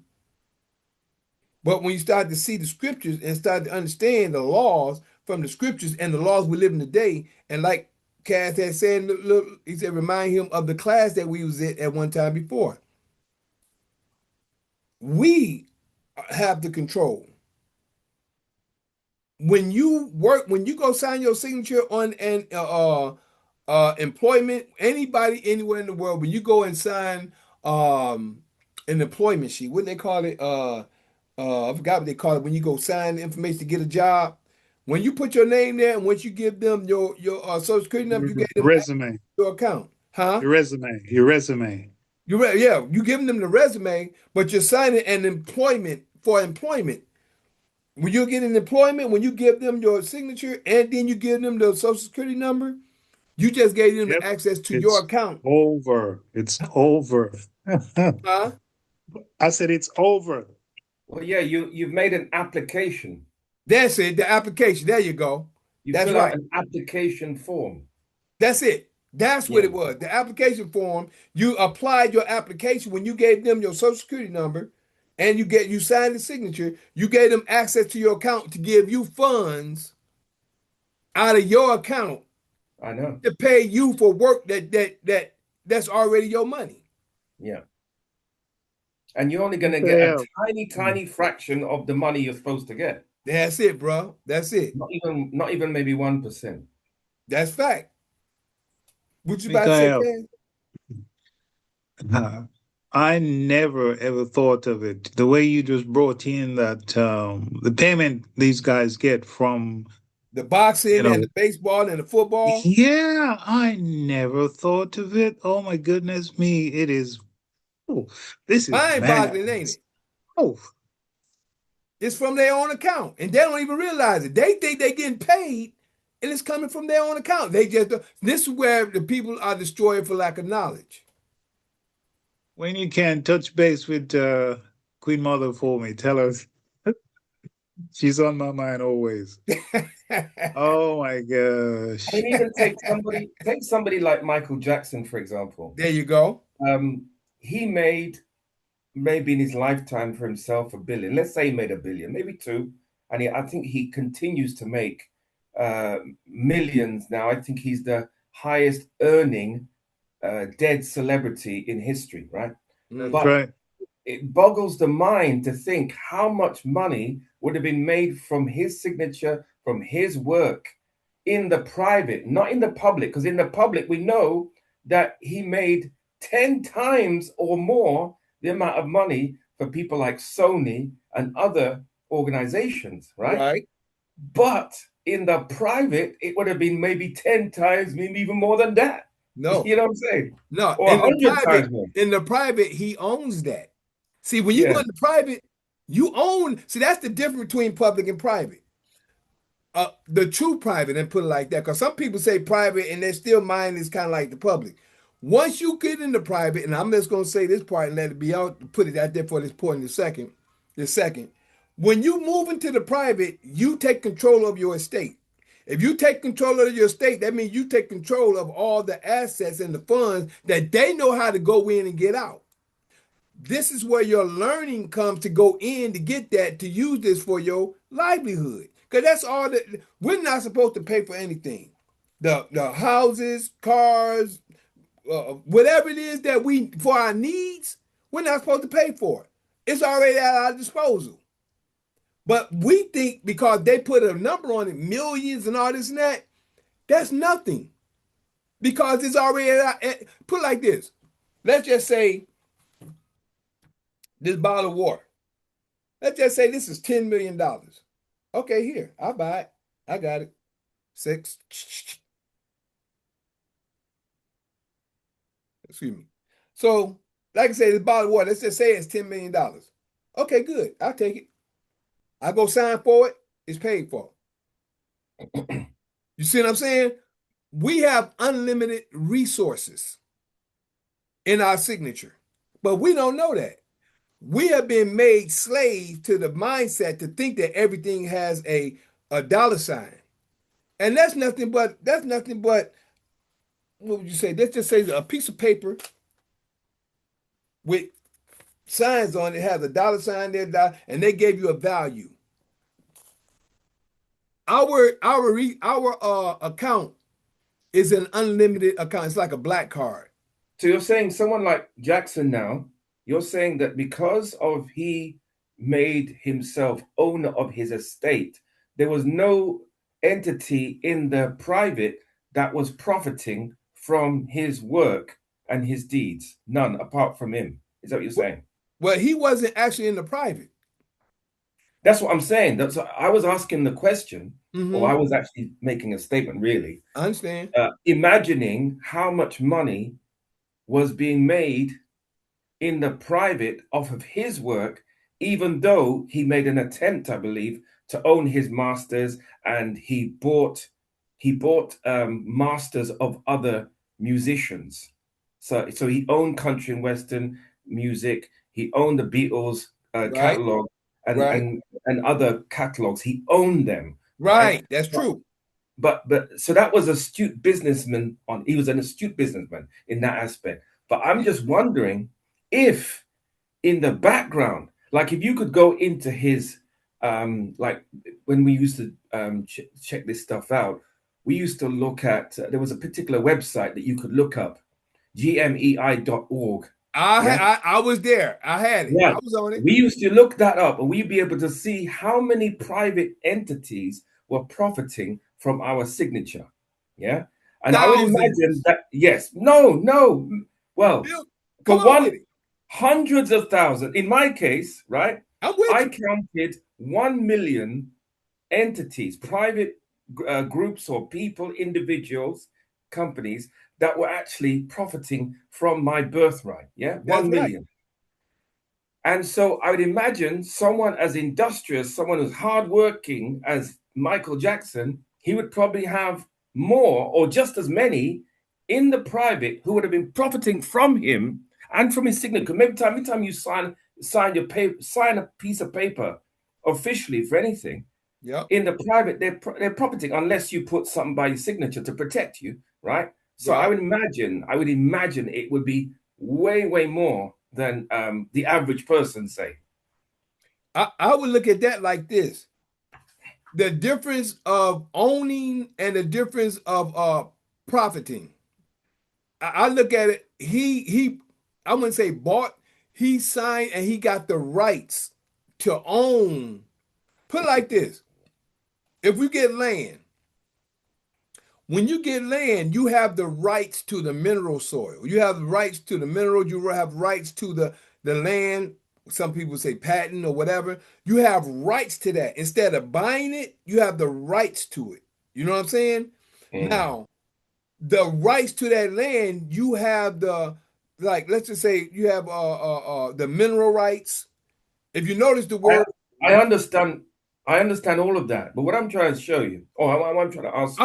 I'm with you, but I'm just trying to show the difference. At a certain point in his life, he got wise, and this was later on in life. Right. But prior to him getting wise and owning his masters, owning his publishing, etc., right, he wasn't wise, and he did not access his bond and access the money that was rightly due to him. So I'm saying, though he was working a lot and making a lot of money prior to getting wise and owning what he owned, he was like a regular person, like a regular musician, just making money, being productive and constructive, and making a lot of money in the private for certain entities that we don't know about. And then he got wise and he started to own his stuff. But prior to that, he wasn't, and he was making a lot of money for other people. And even in the public, he could clearly be seen to be making a lot of money for those people. So for every dollar he earned for himself, he was earning $10 for other entities That's behind right. That's fact. That's true. Yeah, that's what I'm trying to say. I'm with you. I'm with you 100%. But as in having this conversation and making it a broader understanding for people to have an understanding that may hear this information, what you said is 100% right. Because people that is in the public think of money as in money, but when you look at HJR 192, it tells you that there is no money. There is no money. But we look at it as money because this is what we were brought up in the society to make us think that everything has a value, which is money. But that's why I was sharing, like when you were saying about owning. When he has gained the ownership of the Beatles and all these different people, he got the it's like legacy. There you go. That's the word I'm looking for. It's like legacy. It's like we have a legacy of our family. Right now, you should be able to gain the land, whatever it is that your family have owned in time past. You should be able to have that with the information that we're learning in our class. I'm skidding across the dividing line for the moment. I'm gonna go into it. But just like we all have a legacy. We have an inheritance. There you go. Another point. An inheritance of situations. And what has happened is the system has come to understand how to steal our inheritance and then turn around and give us, just like they would used to say, gold for cash. People was giving real gold for a piece of paper. What they call cash ain't nothing but a piece of paper, because it's nothing but a piece of paper with information on it that they put in the system that they put value on. They say it's value, but it really don't have no value to it. But we think that it has value to it. But the key is that like you was also saying, the funds that we're getting is actually coming from our account and from our inheritance that we have. They put a stipulation on it and gave us what we think. This is why our minds are still in bondage now, thinking on the terms of money when everything is under stocks, bonds, mineral rights, and things like that. But we have been programmed to think of everything and when it comes to money. Like you're saying, Michael Jackson, he owned the rights to those different contracts. Because everything comes down to a contract. He got the contract and the information to the Beatles catalog. Elvis Presley and all these other. He come to gain the knowledge of that information to get that information in order to own those things. But just like Kaz and yourself were saying a few minutes ago, when it comes to these people that get on the auction block, when they go through the point of getting picked from what they call them, when they call them I think it's called, I don't know if they call it auction, but when they each team is picking the new players. That's just like Yeah, picking the nigga on the not the it's plantation. like an auction block, but it's not really called that, is it? Because that's kind of like slavery, isn't it? That's what I'm saying. Yeah, It's yeah, like that, but they don't call it that. But yeah. that's exactly what it is. Mm, They're picking the different players to play for their team. They mm, are the masters, or they are what they call it. They're the slave owners hmm to the different players, mm, and all those players are doing this, getting on the plantation, which is hmm the basketball court, the basketball team. They practicing, they getting them out there, and what they doing, they going in the field, which is on the basketball court, to make that money for them. mm, And that money is just the currency that they're doing. And what they're doing is they playing by them signing the contracts for so much amount of money. They're going into their account and they're giving them the information from that. But they're, although like you was talking about that company. What's that website? MGI. What was the name of that company? GMEI.org. Yeah, I remember that. They took it off because Yeah, man, that's you right. know how many people I showed that. I put Oh, my yeah, I listen. I showed loads. I was in Spain at the time When I found out about that, I was showing everybody, even in Spain, I was showing people how much entities were profiting from them. They were blown away, you know. But And they yeah, they was took using the profit from that. They weren't using the funds that they have. They was using the what they call it, the interest. All yes. these companies was using the interest off your social security number. Whoa. Crazy. Now, how many people, how many companies would you say it was, Patrick? Well, I counted in my case 1 million companies.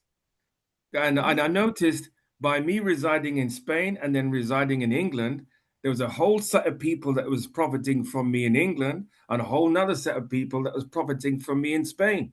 They was all over the world. They was Yeah. in Europe, Africa, China, all over the world. Man, I'm up here looking, and I call myself saved. I wish I took pictures or saved it because they Yeah, took me too. the website down. I know. Man, Yeah. I was showing one of my cousins. I showed him that he was scared to put his social security in there. When I put mine in there and show, huh? I'm laughing. I'm just Yeah. laughing. When I put my number in there, he didn't want to do his at first. I said, man, they using your information. Man, I put his social security, my cousin. I put his social security number in there. He looked, man, he was shocked. I told him all these different companies. I mean, all these different companies in different countries using the social and using the interest office. Man, his eyes were bloodshot red, mouth white, like he was in shock. And he said, man, I'm doing all this work. I'm working hard, and these people using my. He was mad. But it was something to prick his brain to let him understand everything and what you think it is. So information of what we're talking about right now that we try to bring to people, people think we crazy. But this is just knowledge that they don't know. It's set up that way that not everybody would get it because if a crime is committed that is so huge, so heinous against a people, so vast, so incredible, it would just go over people's head and they just wouldn't accept it because it's just too big a crime. Small crime they can believe, but something as big as that, because this is not something that was a crime against me or you or a couple other people. Right? No, this is against millions or billions of people. Every single human being on this planet who has a regular job as a regular human being, they are being ripped off. Let me ask a question. Do you remember last year when Elon Musk went into I think the Department of Education and him and Mhm. his boys went in and they did they audited all those people in there and Oh, then I heard about it. I heard about it. yeah, they audited all those people and then Elon Musk said they got Elon Musk and Trump said all the way they got somebody 300 something years old, they're still getting money or should I say finances credited or finances from people that's dead. Been somebody was dead over 300 years ago. Hmm. They see we're supposed to have access to our inheritance of our families and our loved ones, even the ones who has passed, because Hmm. all that has all those things has Accumulated. there you go, and it's part of our inheritance. But see, Hmm. when you don't know that and you've been dead to that, and you don't understand that. That's something that Michael Jackson was tapping into. But he was still a part of the corporation. That was the difference of me sharing, like the difference of the thing like we're talking about right now. If you're part of the corporation, they still have tact and they hold on to people, even if they're trying to move, even if they move into the, I say if they move into private, because if they moving into private, they wouldn't been able to touch them. The system can't touch them because now you're under the creator, you're not under the system. But when you're still working under the system, under their jurisdiction, when you have signed a contract, that's the difference. Now they're still under the system. Now people know how to finagle their way and do a lot of different things. But yet still, ultimately, if you're still under the system, they still have you under their heel. But when you come straight out and come under the creator and become a private, which is executor of your estate, you ain't under the system no more. And this is what people fail to realize. So it's a lot of people out here doing different situations all across the board, but are they really in their executive office? That's the difference, and that's where we at. That's why I think the Father for he has brought me to, and has brought me to understand and help others see things on a different level compared In to what your in your I've been. in your executive office, do you teach that we should set up a trust, or do we have to set up trusts or irrevocable trusts and know about trust law and all that type of stuff? That's in the executive information. So that's Okay. now we about to go off into information that we shouldn't be talking No, about. I'm just asking. But Is it truthfully, yes or no? yes. Okay, that's it. Yes, You don't have to go yes into is that. the answer to your question. Okay. But we don't go too far off into that because we really get deep into waters we shouldn't be talking about in the public. Even though some of the public know about it. Well, you can talk about that, but it's the way we talk about it. It's a difference. You know what I'm saying? Hmm. And that's what I'm trying to get everybody in their office. Once you get in your office, all that's gonna be like I say, all things will be added to you once you get in the position you need to be in. And that's where we saying get this information. Go ahead and do what we got to do. You know, some people taking their time. Some people is coming in and they getting what they need. But everything, it all depends on the individual. It all depends on them. We're seeing the information right here in front of us. But the way people are looking at it, they're looking at this as religion. This is actually a history book. And everything isn't given to us flat out, but it's right here in the book. And it's clues there, like in Deuteronomy 68 and 28 and 28 verse 68. They should be going excuse me, they should be bondsmen and bondsmen. They should be brought into Egypt again. Excuse me. They should be brought into Egypt again with ships. And there they should be sold to their enemies for bondsmen and bondswomen, and no man shall buy you. Men ain't buying men at this time. They're buying the bondage. They're buying the bonds and the cupes and all the other stuff that they're doing. That's what they're buying. But people are still thinking about men in bondages and slavery. That's old. That's old news. The bonds is the bond paper that the people are made at birth. That's what you read. What you read in that website. Those are bonds that all those companies was using. They're buying those bonds. No man will buy you because the But corporations is you using would the see bonds, or shall I say the interest off the bonds of different people's social security number. because you would see individual people's names in That's that right. website as well. So these are people that you could even bump into on the street, not knowing that that same person has just accessed your social security, your bond, and maybe made 10 million out of it. That's right. Yep. But this is where the knowledge that the Creator has waking us back up to in this day and time. And it's our time to grow. Yeah, buddy. But this came out to be good, even though it's the last of Solomon's of today. Next week we'll be going into chapter 12 next Sabbath at 12 p.m. Eastern time. But yeah, this is pretty good today. And see how much more information come out of the information that we talk on? It's right here in the book. So other than that, I like to share with everybody that I am that Mikael in Daniel chapter 12, verses 1, 2, 3. Yeah, that's me. Showing the holy people who they're really supposed to be. Waking them out of their dead beds, which is really in their heads. For all of you who living in the new, this is for you. I'm that same Mikael in Revelations 12, battling that red dragon where Satan dwell, who deceiveth the whole world but prevaileth not, because the horn is blown without a doubt. This was prophesied for you to see that Mikael is really me. And I'd like to thank everybody for coming. I'd like to thank Julia and Joanne for coming through a little earlier. And right now, who's with us is my brother Patrick and brother Cass and my sister Bev. I know you're in the background there, girl. Yeah. It's good to see and hear from you. Yeah, we all came here today for the information and the ending of the information of Solomon.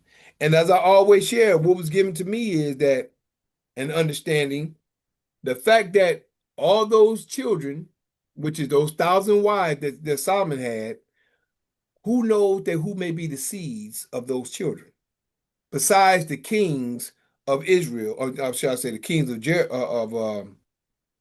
of Judea through Solomon, besides those kings, as well as,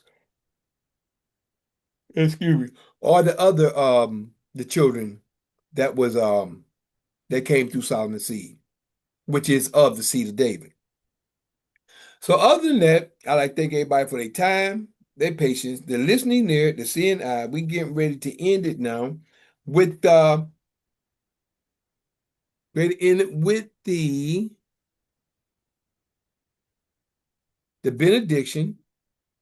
Then after the benediction, we're gonna do the Shema.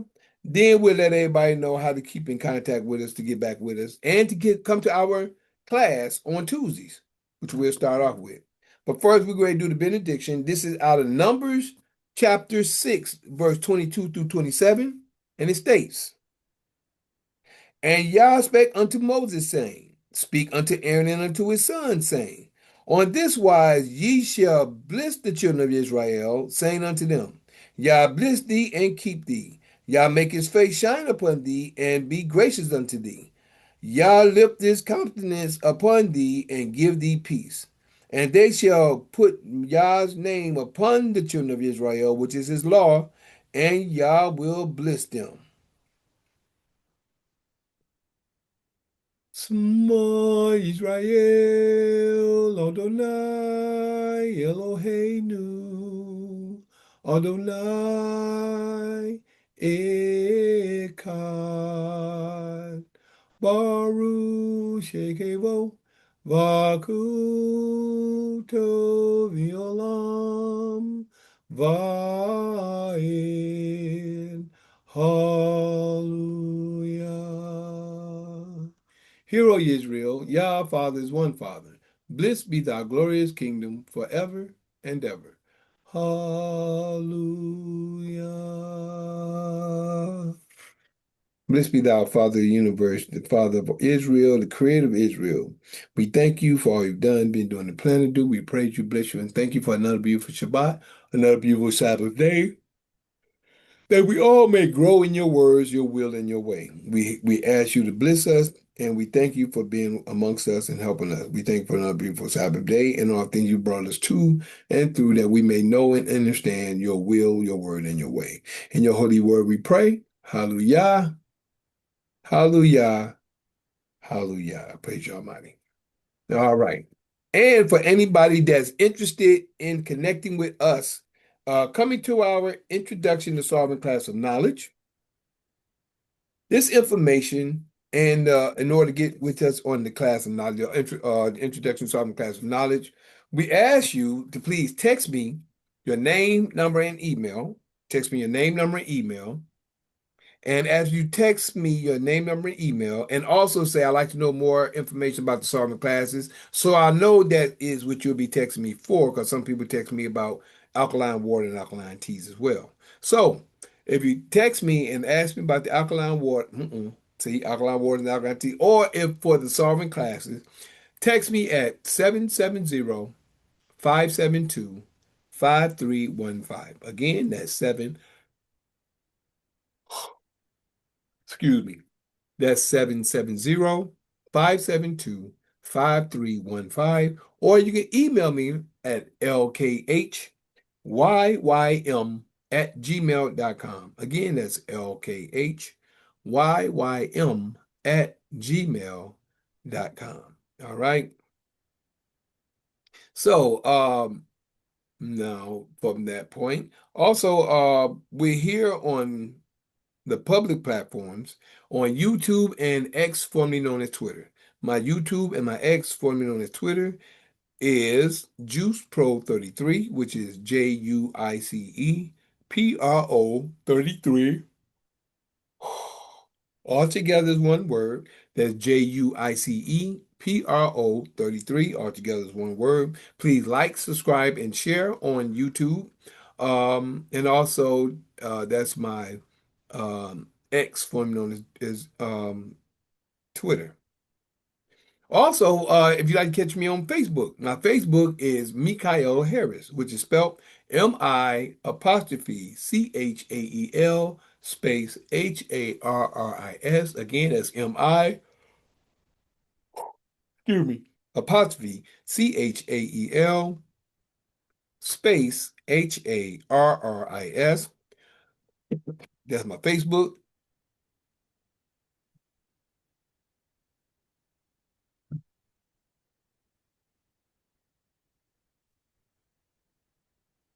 Yeah, I do not know what this is. Every time I get started on the ending part, I always get interrupted, as we can see. Also, we have Instagram and TikTok. My Instagram and TikTok is Lakaim underscore the juice, which is spelt LKHYYM underscore THEJUICE. Again, that's LKHYYM underscore, excuse me, THEJUICE. That's my Instagram and also one of my TikToks. My other TikTok is Michael the Juice Harris. That's for my other YouTube and my other TikTok. That's Michael the Juice Harris, which is spelled MICHAEL space THEJUI. My bad. It's MICHAEL THEJUICEHARRIS. Again, that's LKHYYMTHEJUICEHARRIS. Michael the Juice Harris. That's on YouTube, which you can like, subscribe, and share, and also my other TikTok. Now, if you'd like to see the full version from Zoom, the full version will be on patreon.com and rumble.com. That's patreon.com and rumble.com. Both of them /LKH, excuse me, LKHYYM. Again, that's LKHYYM. After patreon.com /and or rumble.com /LKHYYM.